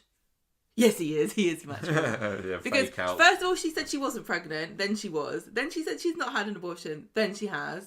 Yeah. If you ask her if she's had a baby, don't believe what she says, because she could have one in the next room. You wouldn't even know. She's such a good liar. Well, the episode ends on Wednesday with Dee-Dee saying, look, sorry, Lauren, you can't tell me whether or not I can have an abortion or not. I want to have one, and I'm going to have one tomorrow. And again, I did think that Lauren was... a bit presumptuous. Yeah, like, she does not have the right... You can't just have a baby because to tell it's somebody not to have a baby. Yeah, a baby of convenience. It's such a big thing. That's I can imagine, like, Dee-Dee's kid when he grows up and when he's 18, that's the story for the birthday party. Like, well, hang on. This is a very interesting development story, because there are, I think they're called saviour babies. Is it? I've never heard of this. There is a thing where people who have ill children will have a second child, and the child really is for harvesting. I can't think of another word. And bone marrow. The baby has been perhaps wanted for other reasons, but partially, they're there to save their sibling. And it's a very difficult and hard thing to talk about, because this child, the reason for their life is not their own, and it must be very complicated. Yeah, knowing that that's what you were kind of, if you were born for someone else, but maybe for some people they'd grow up kind of thinking, I've had a purpose. Yeah, I mean, not many people can say there is a reason for my life, other than my parents wanted a child. Like, to say that you were born to help, in a very concrete and, measurable way to help somebody else. But with Dee-Dee's kid's case, if they found out I was going to be aborted and the only reason I wasn't is because they wanted to harvest my bone marrow, that does seem like something to bear a grudge about, doesn't it? Yeah. Okay, so leaving Wednesday's episode, Dee-Dee saying that she was going to have an abortion. Were you expecting an abortion on Friday? No. Because we certainly didn't get one in the end. We did get the fake out, didn't we? But I thought, no way is she having this abortion. I'm going to string this out for a little bit. You're trying to see how many times you can say that word. Yes. Friday's episode has that weird blurry camera effect as from Lauren's point of view, as she's being told that Frankie does indeed have aplastic anemia. Completely unnecessary camera work there. And they're going to have to start looking for a donor in a few weeks. Lauren's like, no, now please, it would be good. Do it now. Am I glad that I don't like Lauren as much as I don't, because this would be just too tragic. Because this is a horrible story. I don't want to acknowledge that this is just a horrible, horrible, sad, tragic. I can't think of anything worse. Like having a sick baby is like one of the worst. Horrible, horrific. Yeah. Really Christmassy. So Christmassy and joyous. Lauren and Max are talking about Dee-Dee's potential baby and how she'd be a match. Max says, look, I'll talk to Dee-Dee. And Lauren said, no, we probably can't get her to not have an abortion. That's a bit rude. But they're going to have a go anyway. Michael has booked his day off work to help Dee-Dee with whatever she needs for the abortion. Can you imagine booking that day off? Yeah, that's what you fill in on the form. What, are you going to do some Christmas shopping? Yeah. Just say yeah. So she's arranged. Dee-Dee's seeing the Deerings, isn't she? And she wants to apologise to them for how she spoke to them yesterday and says, look, please, can you stop? Can you just drop this application to take on Frankie? But she doesn't get very far with it because she has to keep dashing to the loo. What was that about? Was that she's just being sick? She's got morning sickness. Oh yeah, okay. I didn't know whether it was pre-termination sorry, love. nerves. I've got the runs. I can't speak long. I had a massive curry last night. Really dodgy curry. It was really gross. It wasn't from Speed Dial though. I wonder, how are the Baileys coping in a post-Aggie world with their food? Are they just discovering the joys and delights of properly cooked meals for the first time in their lives? Well, I tell you what, Marks and Spencer's have started doing an onion bhaji topped shepherd's pie. And I can imagine the Baileys going, oh... Reminds me of Mum. Aggie would have made this with strawberry jam on the side. Which does raise the question, does Aggie know anything about what's going on Aggie here? doesn't care. Aggie, Dee-Dee didn't Do do anything wrong. She didn't become a massive gambling addict. No. It doesn't make... I hope that it would be nice that there would at least be recognition that possibly a phone call or maybe Aggie's favourite bazoon has taken place. Can we just say that Dee-Dee has had an incredibly big year, and, Shanique Sterling-Brown has been in the show more than anyone else, I think. I don't know what the rankings are at the moment, but she has, for somebody who's only been in the show a few years... She's been kind of carrying it on her shoulders this past year. So if say, come, January 1st, they have a Bailey's, toast, whatever, and then she says, I'm going to stay with mum until the baby's born, I think we'd all say, yeah, you probably should go stay with your mum, take a few months off. Yeah, the family were so close, and Aggie was so caring and warm. You would think that she would be there for her kid. You'd have thought that she would, be able to put her grudge that she's clearly got against Ed, which I don't buy, but I get why they had to engineer it into the show. I think that she should probably be up there supporting her. But hey, Michelle didn't show up for Ryan when he got acid in the face, so I guess if you're a mum on Coronation Street, if you've moved out the street, then suddenly you become a cold, heartless cow. I don't know. Maybe Aggie's having an affair or something. Who knows? Maybe. She's probably got another family. Yeah. So Ed finds out about this pregnancy later because the Deerings tell him, and he's very supportive because he goes up with Michael to see Dee-Dee, and he's like, look, just do whatever's best for you. But he goes along to the hospital with her, and this is when you get the fake out where Dee-Dee comes out and tells the Deerings that she's had the abortion, but actually we learn later that she hasn't. She couldn't go through with it, and she couldn't say why. As she was leaving, I quite like that she kind of picked the Bible up from the table, and I think that's the kind of... It's nice that she's got that she's got as a possible reason as to why she didn't want to go through with it. But that would be her interpretation. There's one of many reasons why this abortion wasn't for her, and I think that it works that she didn't have it character-wise. I know, but just there's nothing in the Bible about don't have an abortion. In fact, the Bible's quite pro-abortion, really. Is it? Well, it's like, yeah. It doesn't, like, if you kill an unborn child... I haven't looked too deeply into this. Well, it just kind of like... I think there's a line about the baby, that like God breathes the soul into the baby when it's born or something. Oh, I don't know. I didn't really mean it's pro-abortion. I don't want you to be causing The Bible doesn't say don't have an abortion. When it speaks about unborn children, it treats them as lesser than, born children. Yeah, okay. I think that Dee-Dee kind of, talking about the sanctity of life and everything definitely gels well with her Christian faith. Well, it's a very well-established thing that very religious people are anti-abortion. I'm just saying it's not a foregone conclusion, and Christians can certainly, have their own reasons why they don't see it as a conflict of faith. Yeah. But anyway, look, to cut a long story short, because we've been ragging on this story for quite a long time now. Dee-Dee's not had an abortion, and she's decided that she is going to try and help Frankie by getting the bone marrow out of it or whatever, and everything's going to be fine, basically. And Ed and Michael find out about this at the end, but I think the Deerings still don't know, do they? Well, they told them that she had an abortion. Yeah, exactly. So are they going to back off now? No. Or are they going to find out How and then try and steal the baby? How can she be involved in representing Lauren to try to prevent the Deerings from taking custody of Frankie? How can she do that when she's pregnant and she told them she's not? Well, she is only going to be... She's representing, but she can't show up in court, can she? Because is Adam going to have to do that bit? Adam's going to be crap at this. You missed the big bombshell, which is that she said she's putting the baby up for adoption.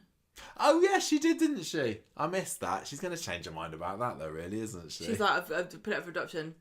Only joking. That's a fake out. I mean, just for a bit of a cliffhanger there. Yeah. I did find it very interesting that when Dee-Dee was saying, I'm gonna have a termination, I can't keep the baby, Ed and Michael were like, it's your choice. it's up to you. We'll support you no matter what.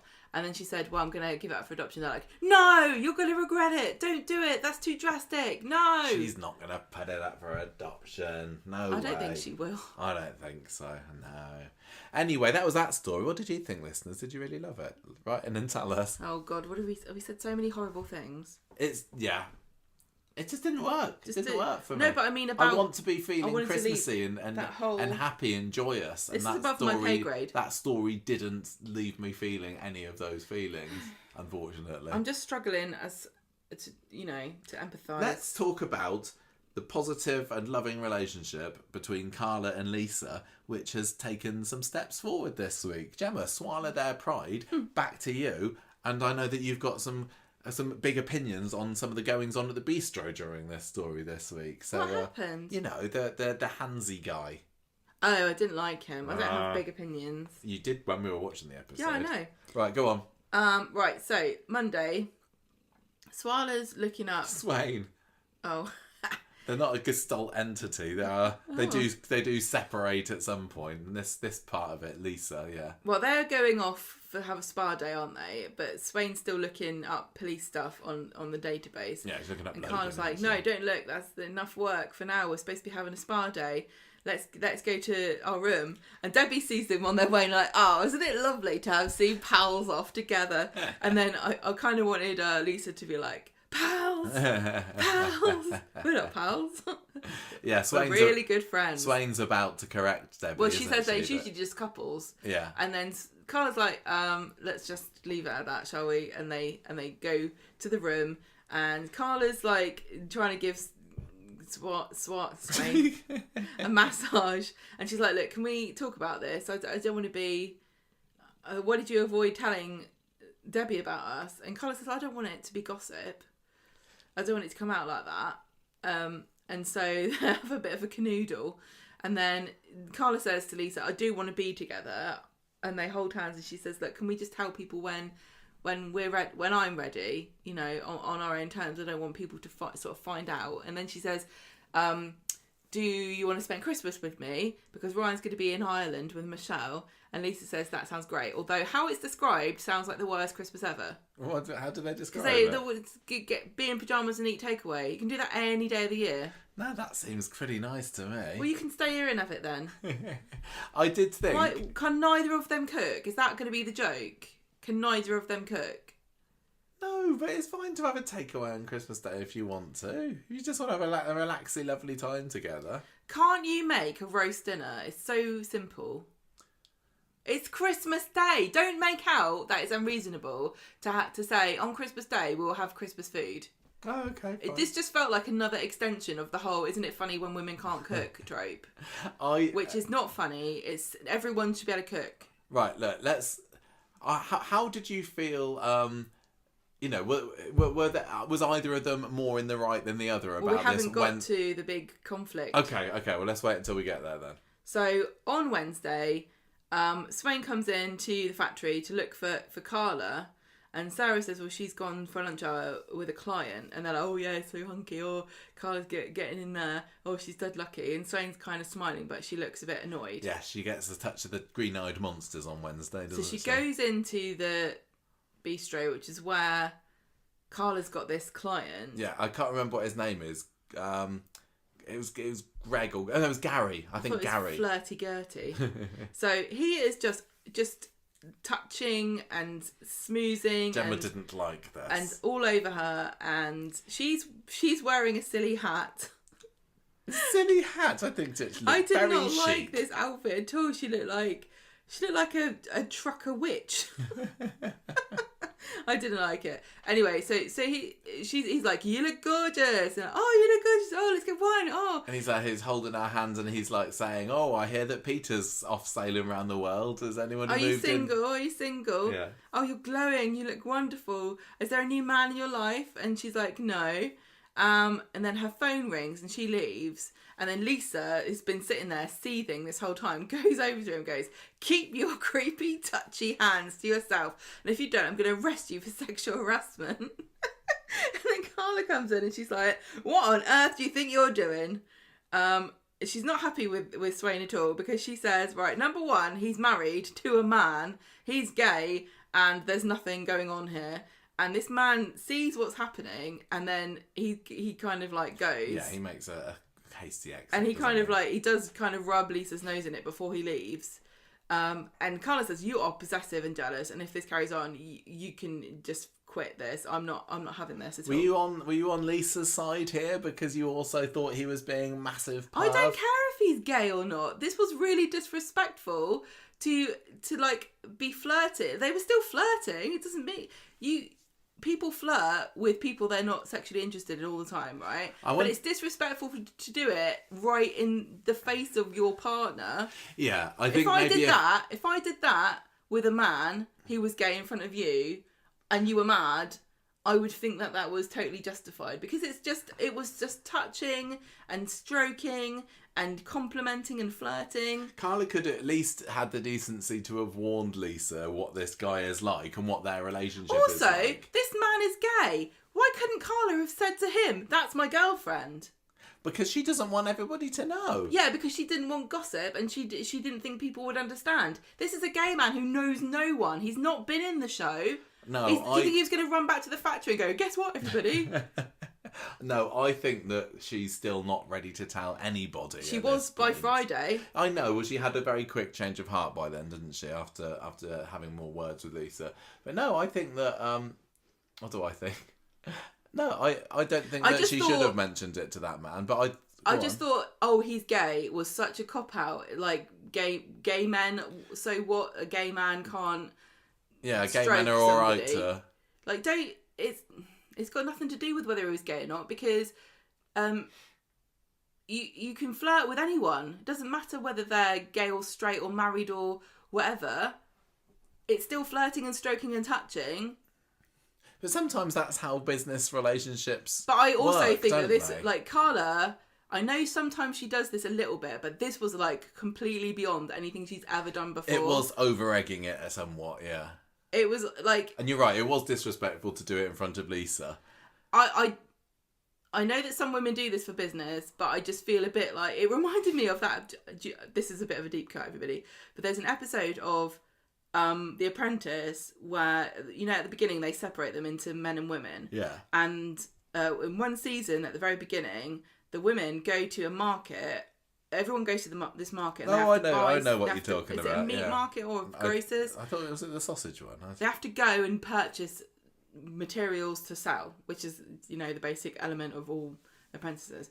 And the women win because they flirt with everybody, and get they good deals. and they charm everybody. And then when they come back, they get ripped to shreds by Alan Sugar. Yeah, but who's the other one? The lady, Karen. She was like really upset with them, and she was saying, "You are making women in business look terrible, by doing this." And I'm in two minds about it, really, because if you can manipulate a man into giving you a deal, I think that's his fault. But equally, it does really look bad for everybody, all the other women, because women always get tarred with everyone else's brush.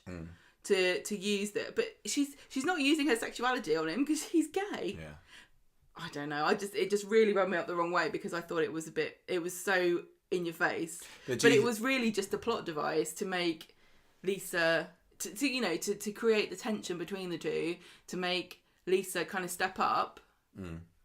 Because really, from Lisa's perspective, I can see her point, because she didn't know that this was not welcomed by Carla. Carla was playing along, but as a woman, and Lisa would know this because she's a police officer and a woman too, sometimes as a woman, you're forced to play along with somebody creeping on you and flirting with you because you have no choice, because you're in a situation where you can't back out, and to have said something would have caused a ruction or put you in an unsafe situation. This is not that it looked like he was ever going to be unsafe with her, but like this, you know, being trapped in a bar with somebody who's drinking and coming on to you.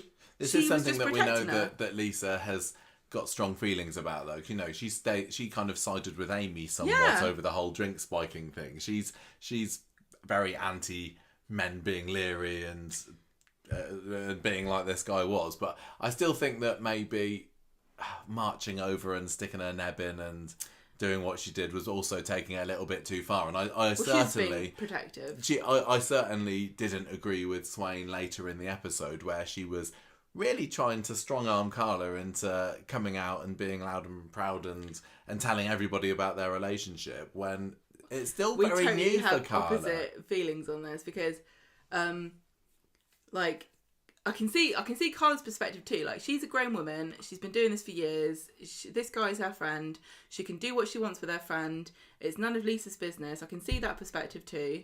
And Carla's had to fight really hard to get where she is. And if a client of hers wants to grasp her hands and tell her she's glowing, and that's how she gets a business deal, instead of what usually happens, which is like having to fight tooth and nail for everything, I bet she'd rather do it that way.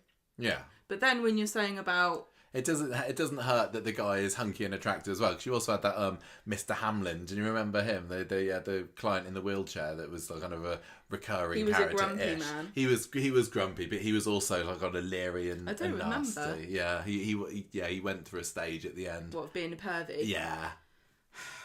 Anyway, so they go back home, and Carla says, "I smoothed everything over, but can you please explain why you went off on one?" And Lisa's like, "Look, I just feel like you're in denial and you're ashamed of us." And Carla's saying, "This is a big deal. I've got to get my head around this. Everyone I care about knows, but everyone else doesn't. So what?" And then Lisa says, "No, listen, I'm not hiding. I think that to not come out would be to give in to your prejudices." And Carla says, "Okay, fine. I'll be out and proud." Yeah, I just think that Carla needs to be given as much time as she needs. This relationship has not been going on. I've got a different opinion. This relationship has not been going on that long. It's a huge lifestyle change for Carla. It's like nothing she's experienced before. It doesn't surprise me whatsoever if she thought that she'd be, the subject of gossip or that people would be making fun of her. I mean, so far that hasn't happened. But I think that Lisa was really out of order, pretty much saying you need to tell people. She's been out for years. Yeah, that's but why she must have known that it was probably quite difficult for her when she came out the first time. But she's like, I don't want to be back in the closet. Her perspective is, look, I've had to fight to get where I am. I've been a lesbian. I've been out as a lesbian for however long she said. I can't remember. Long enough to have a daughter with another woman. I've been married to a woman. I've seen, as a woman of her age, similar age to us, a bit older than us, she's seen gay, like, it go from you wouldn't say if you were gay to people being outed or like coming out of the closet. Like if a pop star said they were gay, it was in headlines, and everyone made a fuss about it, and they lost fans, and and Ellen coming out, and everyone throwing their arms up, and people saying they were evil, and then not being able to marry, and then having civil partnerships but not true marriage, and then finally winning equality in marriage. And that's all happened over the course of Lisa being out and gay.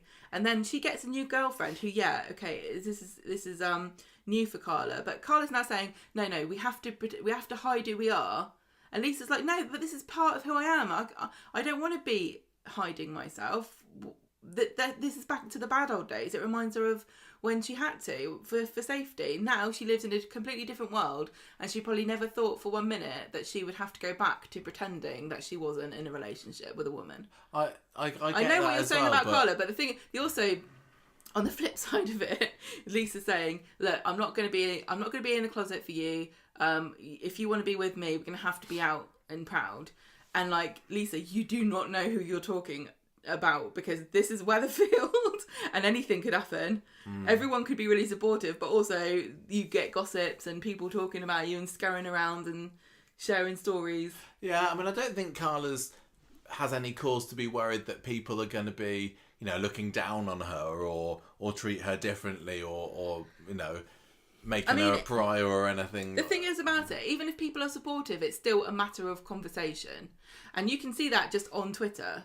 even the people that totally support Swala, they talk about the relationship all the time, right? So this is what it would be like if even if you're being supported, if you're Carla, you don't want people talking about you at all. Yeah, I just mean, think on that Twitter, say what you like, but you know, in Weatherfield, I would find it really hard if I knew, even in support, people were talking about me. Yeah, but maybe Carla's the sort of person that doesn't really care. I don't think she does. I don't think she does care what people think. But I just think it's such a huge shift, if you like. You know, when she's had all these years as being the man-eater, and she's got nothing to be embarrassed about. But I think it's just to me, even, you know, it's. I'm not saying it's easy these days to come out, but it's definitely. I think more easier than it was, for sure. I think that it's a big step, and Carla should be the one that decides. And if Lisa has got those strong enough feelings for her, then she should wait until Carla's ready. I mean, they've not been going out for that long. The other thing to consider also from the perspective of what you're saying is that these are all Carla's friends and colleagues and workers that they're talking about. They're not talking about don't tell Kit. They're not talking about don't let everyone at the police station know. Carla's literally saying, like, I don't want us to walk around. I don't want us to go up to the local hotel owner and tell her that we're gay. Because these are all people that I know. Can I be in charge of telling people I know and you be in charge of telling people that you know? That kind of makes sense. Is there like any element that Carla's still not completely 100% sure that what she's feeling is actually true? No, I think they've gone past and that. And if I know that they've been to bed and everything, and she seems very comfortable and happy with it. Yeah. But is there a case of if I tell everybody that we're a couple, there is no. I've got to commit to this now, and maybe I'm not completely sure. I don't know. I don't think that's part of it. I just think, like you said, it's such a big change of like what she's done before. And it's, in the best will in the world, it's still, you know, like I said, even if everyone's supportive, it's still something that you remark upon. Yeah. Because it's different and it's a change. Yeah. And you can't say that it's, you know, it's not a negative thing to say this is different. So it's really interesting. I'm really interested in what Swala fans think about who they think was right or wrong, or what they think. Because I've seen quite a lot of, it seems like Swala fans are really sensitive and switched on, because I don't see a lot of what they talk about, but when on Twitter sometimes when I scroll through I saw like a really nice post about how I think Carla thinks this and Lisa thinks that, and they're not, neither of them are wrong, but they just, you know, it's just this is why this is interesting, a relationship, because there's conflict where you can see both sides. I can absolutely see Lisa's point of view, and it would be mega frustrating. Yeah, of course. But I still think that she should she should let Carla. Well, Carla's decided on Wednesday that she's going to. Yeah, but was it because she was kind of strong armed into it? Well, I don't know. But how would you feel if you're Lisa and you've gone out with your girlfriend for a nice spa day, and then your girlfriend's like, "Oh no, we're not dating"? Wouldn't you be like, well, "Excuse me, what do you mean?" It's not like Lisa is a dirty little secret or anything. But that's what she feels like. Yeah. Oh, the drama. The drama. It's it's a really interesting story because of the conflict, and it's also nice that they are uniting to solve the problem rather than kind of arguing about it like most of the other couples would. Yeah, they haven't had any little split ups because of it, have they? They haven't. Like, normally this would be like a week of like not talking. One of them sleeping on the sofa, one of them going and shagging somebody else. Yeah. So on Friday, Sally asked her what she's doing for Christmas, and Carla avoids it because I assume she's embarrassed about having takeaway. Well, yeah, I think it's more the company that she's keeping. Yeah. Then they decide to plug. Kurt decides to plug the Christmas lights in, and as soon as I saw a close up of the plug, I knew that it was going to cause a faulty power cut thing. So they basically needed to come up with an excuse for everybody in the factory to not be at work in the factory on Friday, rather than the usual burst water pipe excuse that they use for the school. Or the roof collapsing. Although we did have that happen in Southampton this week. I don't know whether it's still going on, but we had massive water problems, and there was at least like 10 schools that were closed because of, not my school, But yeah, so I stand corrected when I say that never really happens in real life when schools are closed for burst pipes on Coronation Street. I know it's an annual occurrence at Weatherfield High, which is maybe a little bit beyond the realms of possibility, but it has happened here in Southampton this week. Well, they've restored it now. Oh, good. Thank goodness for that. But it was down for, a couple of days. Yeah.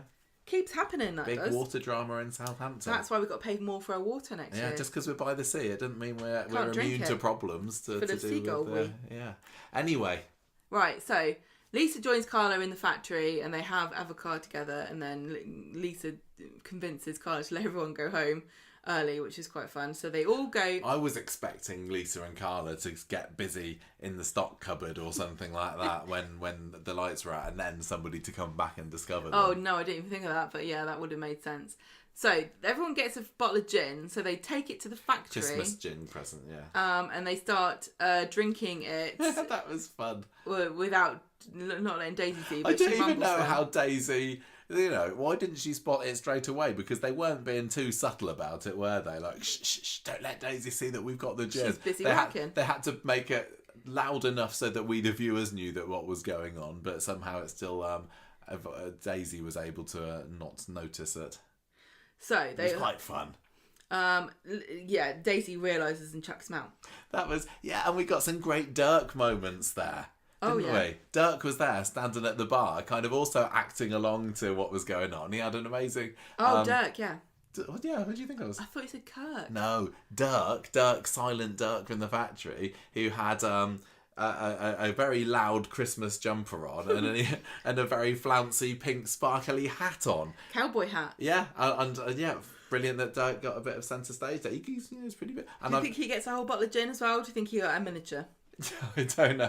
I would say don't give him any gin at all, and he's not going to say anything about it, is he? Because he doesn't ever speak. I messaged Adam Blees earlier, who plays Dirk, and apparently it was Jenny McAlpine's idea to put him in that pink hat. I didn't know she was a stylist. She is. She's Dirk's stylist. Yeah. Right. So Daisy kicks them out. Meanwhile, Betsy has stolen Sally's gin because she got a bottle of lemon or something. Lemonade. Make it sound like it's a bottle of Jif lemon for her pancakes. It was lemonade that she got. But she swapped it for Sally's gin, so she goes with Mason in the precinct. It gets completely plastered, tries to kiss him, throws up in a bag, and has to be dragged to Sally's. I'm not the biggest Betsy fan, but I did quite enjoy watching her today getting sozzled on the stolen gin. Especially the fact that she was risking throwing up over Sally's beautiful carpet and sofa. Oh, it's only what is it? Mop dry or whatever she said. Sponge dry. Yeah. Sponge wash. Anyway, there's an after party, but I'm going to say I wouldn't have gone to this one because it was Bobby, Fizz and Kirk going back to Carla's flat together. I don't know what they were planning. I mean, I would love to have a private party with Fizz. Kirk, I could probably tolerate, but yeah, the fact that Bobby was there as well is no. I don't think. I think if I was... That's probably why, how many were at the factory lot were there at the pub? They managed to shed quite a few members. Let's all go back to someone else's house. Yeah, cool. And Bobby's like, my house. Everyone's like, oh, I'm busy. Right, so they end up in Carla's flat. Bobby. And Lisa comes out to see what's going on, and she's wearing a dressing gown, and Kirk's completely oblivious, but Fizz immediately picks up on what's going on. I thought that Kirk was oblivious, although he does say later that he maybe suspected something, doesn't he? But it seemed fairly obvious to everybody apart from Kirk at the time that there was something was going on there, and Fizz is very tactful and Fizz says, is like, we better go, let's leave. Where did they go? Never find out. They do. They go to the bistro, don't they? The bistro. You're right. Yeah. That's right. This was another Fizz was very let's go. She wasn't shocked at all. Not in the same way as Fizz? Yeah, not in the same way as Sally was. Sally's thought that she had prime gossip here when she finds it out later, and it was brilliant. Wow. Carla and Swain come out of the bedroom and have a glass of wine, and again, very cute. She's like, I think everyone's going to be gossiping about me before the day's over now that they've come home and seen you and you're just... This was definitely proof that Carla had made peace with the fact that people are going to find out, because it was Swain that came out, which was bizarre. If I was in bed with my girlfriend in not my house, I'd probably be the one hiding in the bedroom and say, Carla, can you go and tell your nephew to... But you can just imagine, I could just imagine if there had been a cut scene of Carla and Lisa in bed together, and they're Lisa's like, somebody's in the front room. And Carla's like, nobody's supposed to be back. And then Lisa would be like, you go, it's your flat. And then Carla's like, you're the policewoman, you go investigate. Any kind of strange noise. Look, as a couple, we've got to agree right now. You're the one that investigates the strange noises, and I'm the one if we got any intruders that orders the takeaway. So anyway, they're having a glass of wine, and she's like, yeah, okay, I think the cat's out of the bag here by the end of the day. Speaking of which, here's a phone call from Sally.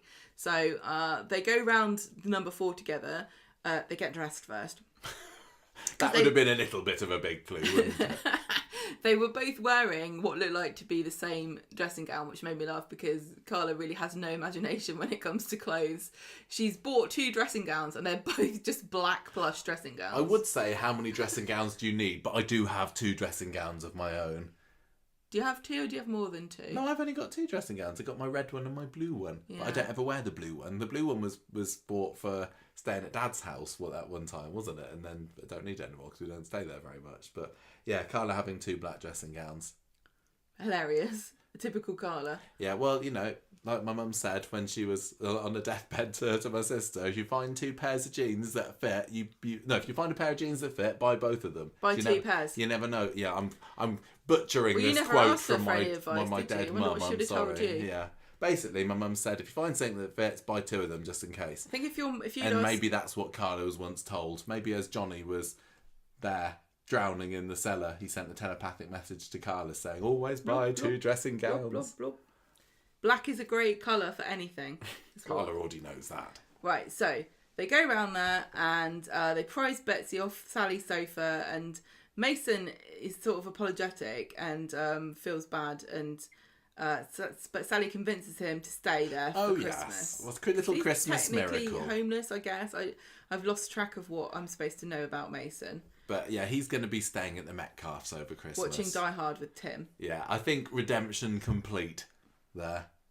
The Metcalf family Christmas. Yes. Congratulations, Mason. I hope that we do get some nice Sally and Tim and Mason scenes. I just want to see Sally really at Christmas, and Tim can come along if he likes, and I suppose Mason. But it seems like on Coronation Street, there's only 2 ways for you to go if you're a villain. You either get completely absolved and turned into a normal character who will feign ignorance if you point out that they were a murderer or a bully or a racist or anything. Zombie or knife. you get murdered. Yeah. By somebody else. No other option. No. Or you go to prison very, very rarely. Yeah. Well, Rowan's... is Rowan in prison? Did he get prison? Mm-mm. I can't remember. No, he hasn't been sentenced. They haven't mentioned anything. They said he's going to be sentenced another time. Okay. I don't think we're going to hear about it. No. Somewhere. Right, so they dump Betsy in the back of a taxi, and then Swain and Carla are like, oh, we're going on a proper date tomorrow. Oh, yeah, okay. And then Carla sees Sally come out and start froofing around. She's adjusting her wreath, isn't she? And Carla gives gives Swain a kiss, and Sally sees this, and her jaw just drops, and she just immediately runs in the house she's gonna tell Mason, and Mason will be like, it's like she's going through her phone book now, just telling everybody. Can you imagine the reaction then? Because she would have run in and told Mason, and Mason would have been like, what, Betsy's mum? Yeah, I know, she's gay. Yeah, Sally was 100% the perfect character to find this out. I mean, I know that Fizz technically kind of found out, but yeah, Sally getting the gossip and... Well, I feel sorry for Sally because she rushed into the bistro, she finds Kirk, Bobby and Fizz there, and she tells them, and they're like, yeah, we already know. She's like, oh, what? But she gave the little speech. She's like, what did she say? As the mother of a representative of the LGBTQI plus community, I can say I authentically saw. We didn't have any scenes of Sally and Carla after this, did we? No, but Monday. Come on, you got to have a scene with Sally. Yeah, Mrs. Connor, could I have a giving her full-hearted support? Yeah, I want you to know that I am an ally. Can you imagine she comes in with a little rainbow badge on, going, yes, nah. It really writes itself, doesn't it? Come on, don't let us down Coronation Street. Let's have Sally being full on ally mode on. Which, I mean, again, could that make Carla feel a bit more uncomfortable? And if Carla had been saying, I didn't want people to find out because they'll be gossiping about me or making a fuss. If Sally's there trying to be helpful, does Carla say, look, I don't need it drawing attention to, just let me live my life? It's such a weird idea, isn't it, to like think that somebody would be, I'm going to wave a special flag because you've got a girlfriend. Anyway, so that story was all quite fun. I'm glad, despite the fact that they were having disagreements, and I definitely thought that Swain was being a bit pushy. I'm glad that they've kind of come I don't out think with she's being pushy. I think she's being very reasonable, and she's setting out her boundaries in a firm and clear manner. Okay. Well, we've got Christmas, we've got New Year's coming up. What Christmas miracles await us? It feels like there's going to be some nice romantic scenes between them. Right, here's my biggest question, and I hope that they do explain this. What takeaway are they going to have? Well, I say KFC, go Asian style. That's what they like. Japanese. Yeah, that's what Japan. They eat in Japan on Christmas Day. In this family, KFC Day is the 23rd of December. Yes, that's your dad's birthday. My dad's birthday. He always we're wants having KFC this Monday. So we can't have it on Christmas Day. What is a Christmassy? I think in America, it's usually Chinese food. So I think quite a lot of people... that Carla's probably a Chinese eater. I think that she'd go for that. First she's a man-eater, now she's a Chinese eater. I can't see Carla like having a pizza. No, I don't know. We've had this discussion many times in our relationship that I don't consider pizza as a takeaway. Didn't they have this discussion before? Because Carla wanted sushi the other week, didn't she? I can't remember what Lisa wanted. Kebab and some iron brew. Well, maybe they'll have that. Maybe they'll combine it and have some iron brew kebab sushi session. Oh, can you imagine a nigiri with some doner meat on the top? Right, let's move on. So a couple of tiny stories we've got for the rest of the week. The Ches gives Chase story is basically the follow-up to what's going on with this money that the abattoir are trying to give to the Battersbys and Chesney to shut them up about any kind of wrongdoing that was involved in Les's death. So they've basically, the offer has been upped. It was £50,000, wasn't it? Now they're saying, look, take £60 and shut up. £60? £60,000, sorry. And then shut up. And see, I think this is a very busy time for abattoirs, isn't it? Well, yeah, if you're a turkey abattoir. Well, any kind of meat. Everyone's buying meat of all kinds. Yeah. So I think I would have got time for long, drawn-out legal battles. Let's just take the money and shut up. Would you have tried to negotiate again? I would have said 75 and we'll call it quits. I think that that was the big issue, wasn't it? Because they said that the HSE report could clear the abattoir of any liability, then they'd lose everything. Chesney's the one that's saying Les's life is worth more than £60,000. What's it worth then? I'm gonna say not necessarily Chesney. This is Les Battersby here. You wouldn't have got anything. Not Hilda Ogden. If he'd walked out of that abattoir, crossed the road and got run over, you wouldn't be getting anything, would you? Battersby sisters, though, would rather take the money and run now. It's a bit like, it's a bit of a deal or no deal situation we got here, isn't it? Toy's broke. Toy's broke. Toy's broke. Thanks, Leanne, for that. But then so's Chesney. He's mega broke, and I think he's massively looking a gift horse in the mouth. Or is he just being greedy? There's broke, and there's broke with kids.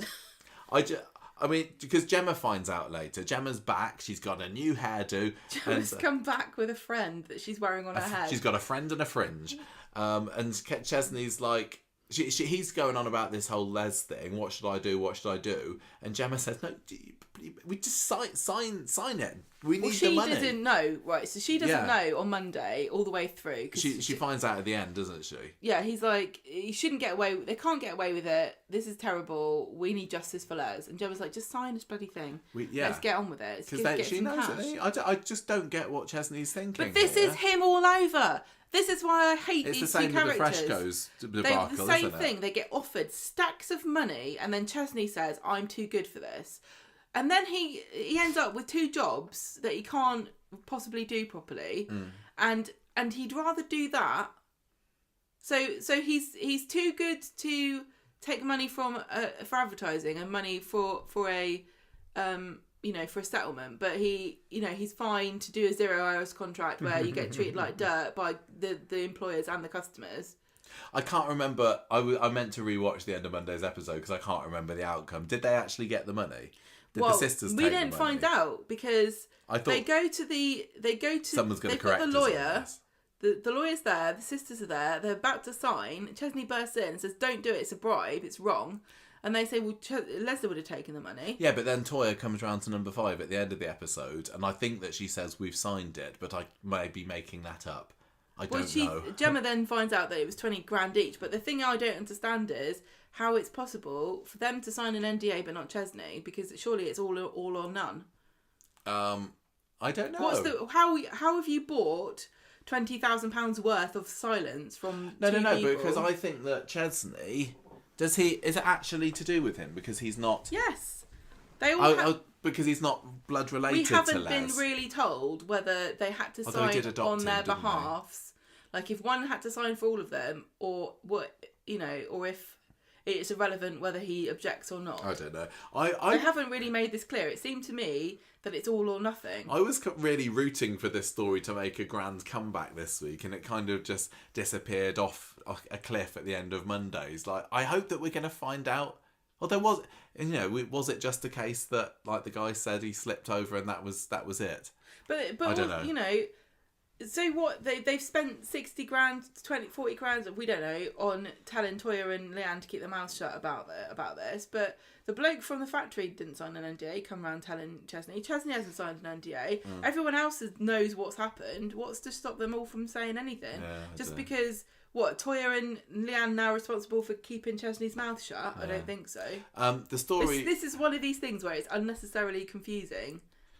Yeah. Coronation Street has made this unnecessarily confusing. I wish that this... I just wanted this story to be a story, not Laura. Do Leanne and Toya both get 30 grand each now because Chesney didn't sign anything? I don't know. Literally, we should watch the end of Monday's episode again. But I'm sure that Toya just came and said, "We've signed it." Somebody will tell us. Right, Wednesday, the story goes off. It veers off in another direction because this blooming grey van appears on the street again. So Chesney gets in his car, gives chase and corners him down to Freshco's. And we see Chesney kind of lurking around next to the van later, and he's got a bag of sugar.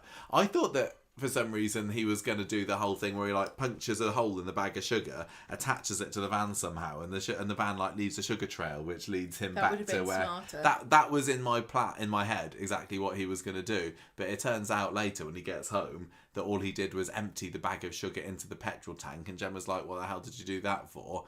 And Chesney says, "Well, I've been walked over all my life and I'm not going to let him do it." And then it kind of goes away. Again. He says he checked that there was no CCTV, but I was probably going to come back to him at some point. Again, an idiot move. He does this all the time. I thought it was fun. I quite enjoyed him looking a bit sneaky around the car. I got little glimmer of young, 8-year-old Chesney there, because he was a prankster. The very first scene, if I remember rightly, that Chesney was in Scylla's house, and Chesney was pulling a trick on Fizz. And I know that almost all sense of fun has been removed from this character long, long ago, but I just got a tiny little glint of tiny little Sam Aston when Chesney was pulling this prank, and I quite liked it. But yeah, sadly this story didn't go anywhere else. I'm ready for the van saga to come to an end now, because it's just being drip fed. Chesney is just he takes the moral high ground when it actively goes against his best wishes, and then when it will be the worst idea ever, he suddenly becomes a vigilante. What is wrong with this kid? Speaking of the Battersbys, Gemma, do you want to remind us of what's been going on for older Leanne and Toya this week? Well, Nick is going on holiday without Toya, and he's taking Sam because Leanne's plan worked against all the odds. It makes no sense how she pulled this off. And managing to get Sam signed. She really did go and get Mrs. Crawshaw to just let him go on holiday for a week for no reason, even though technically he would be on holiday now. So. Well, it was only 2 days of school that he missed. They were probably just watching videos, and for some reason, but it's the principle, I think. Toya is just no match for Leanne at all, because she's got no sneak in her whatsoever. She could have just gone anyway. But equally, I've said this week, and you said that I'd said it before, that Leanne is being completely blind because she's pulling all these pranks, pretending that Nick's sending her love messages and whatnot, when Toya, she knows that Toya could just text Nick and say, "Oi, why are you inviting Leanne to be your +1? Why are you telling her that you're missing her?" And all Nick has to say is, "I didn't do that," and then the gig's up for Leanne. No. Right, number one, Leanne doesn't care. She's got nothing to lose. If they find out, she knows, so what? She still had her fun. Yeah, number but she two, wants to really drag it out. Number two, I would. Nick has to be convincing enough that Toya believes him, and he's not. And Toya's already got this, what's it called? Insecurity. So I genuinely think that she wouldn't believe now if Nick said, "No, I didn't do that." I don't think Toya would believe him, because she's seen him lie and cheat with her on Leanne. I wish that they'd show that, though. Yeah, I know what you're saying. It feels like a bit of a before. plot hole. I'm buying it more than you are. Yeah. They had it before where Toya's saying, "How come you're doing this and that?" And he's like, "No, I'm not," or what, you know. Right, go on. Sorry, I interrupted the synopsis. Well, basically, they go off on holiday, don't they? Nick it's like, and, "Oh, Nick I and wish Sam. I could come with you." And Leanne bursts in. And it's like, "Oh, what's this meeting I'm missing out on? I'll give you a lift to the airport. Let's go."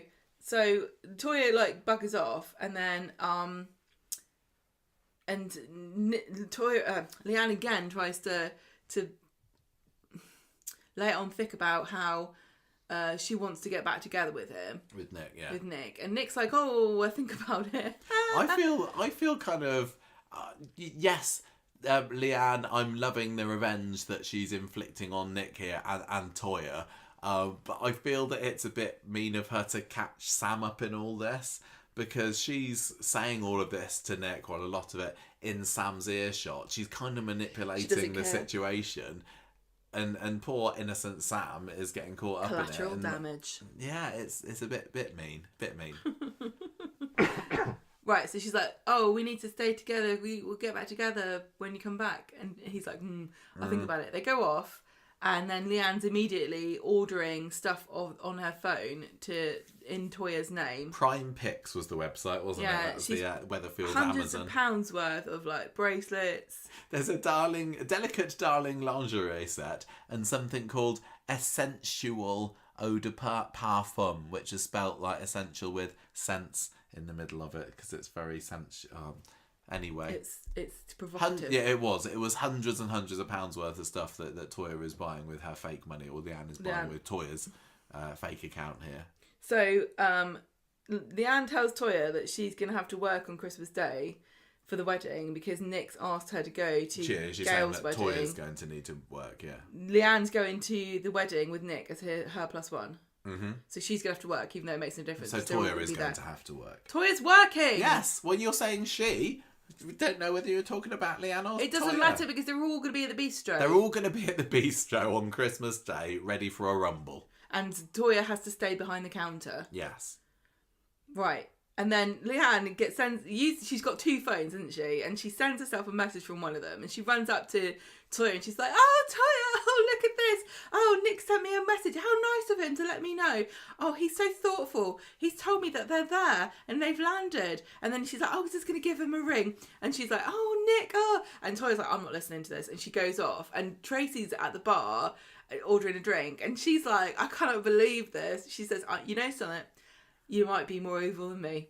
Well, Tracy has, she has lost her evil streak. Well, she did kill somebody. Yeah, I know, but she's been a bit mellow, hasn't she, over the last few years? So I think that, it's definitely not a stretch to say that Leanne has overtaken her in the devious stakes. But I do think, there are only so many times that Leanne can tell Tracy that she's a Battersby, and Battersby's are Wellard. This is the second or third time now. I don't care. Love it. So the plan is still going ahead, isn't it, of stitching Toya up? Yeah.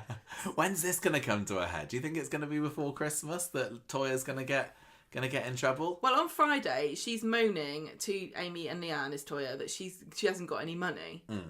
Then later on, Leanne's like, "Oh, this wine order seems to be more expensive than I thought it would be." And Toya says, "Oh, do you want me to look into it?" She's like, "No, you're too busy. Amy can look into it for me. Here you go, Amy. You investigate." And then she goes off, Leanne, and she transfers some more money to Toya's secret evil account. Yeah. So it looks like she's going to stitch Toya up to make it look like that she's been changing invoices or like making things look like they cost more money, charging the company and then siphoning it off into her account and then buying darling lingerie sets. It's so mean. I'm loving this so much. But as long as I got the proviso that Leanne and Toya will make up again at the end, I don't know how it can happen. But yeah, I'm thinking this is a lot Wishful of fun. thinking, that is. And I hope that it turns out to be something very everything? Explosive next week. That is it for this week's Coronation Street. What's your thoughts on scores and characters of the week this week, do you reckon? Well, you know, too much Frankie. That really did let the week down for me, and I still wasn't, like I said, I wasn't a massive fan of the plot action either this week. Well, I wish there was more Gail, because a lot of people seem to be taking back seats in their own stories, which is kind of annoying. Because even Chesney in this stupid van thing, is lots happening there. I wish that was I don't know. I think maybe I'll give this week. I think 3.5. Okay, 3.5 what? Stolen bottles of gin. Who's had the half a gin? Me. It's always me. You start just drinking it in the factory and you're like, I'm going to get caught here, and then run away with it. I'm going to go and I'm going to go and have a side. We're going to see you later. I'm going to give this 3 ho-ho hot pots out of 5. What a great joke. What? Oh, Adam. It was Adam's joke. Yeah, maybe it works better with his accent. Oh, hot pot. Maybe. Maybe. I don't know if I'm a strong contender for character of the week this week. I don't want to give it to Swain just because I think she was strong-arming Carla a little bit much. But I did. Stop saying that. No, but that's what I thought when I was watching it. I had to say it. I lived Frankie. No, you're not giving causing chaos before he's even. No, Frankie's the problem here. He's made this week miserable. I think. Gail was fun this week for what little screen time she had. Sally was great. Sally was pretty great. But again, not a major character. Can I just say, even though I really liked that scene of her with the wreath, I think the second part was a bit of a letdown, just very slightly, because I wanted there to be more Sally reveling in like her insider You're right, knowledge. actually. Like when am I remembering right? Like earlier this year when Sally found out that Tommy O and Tracy were together, I felt like that she revelled in that gossip for a little bit longer. Maybe on Monday we're going to hear her try to tell everybody. She can't wait the weekend. No. People are going to know already by Monday. Was she character of the week though? I don't know. I think I might go Carla, just because I like that she stood up for herself when she thought that Swain had overstepped the mark. But equally, I thought that it was nice at the end of the week that she had come to terms with how things are going between her and Lisa, and then she was the one becoming comfortable. Yeah, and she was the one that gave Lisa the kiss on the lips, as in to say no, I am okay with this. Yeah. So yeah, I'm gonna say Carla. Well, I'm gonna say Lisa. Whoa. Okay, fine.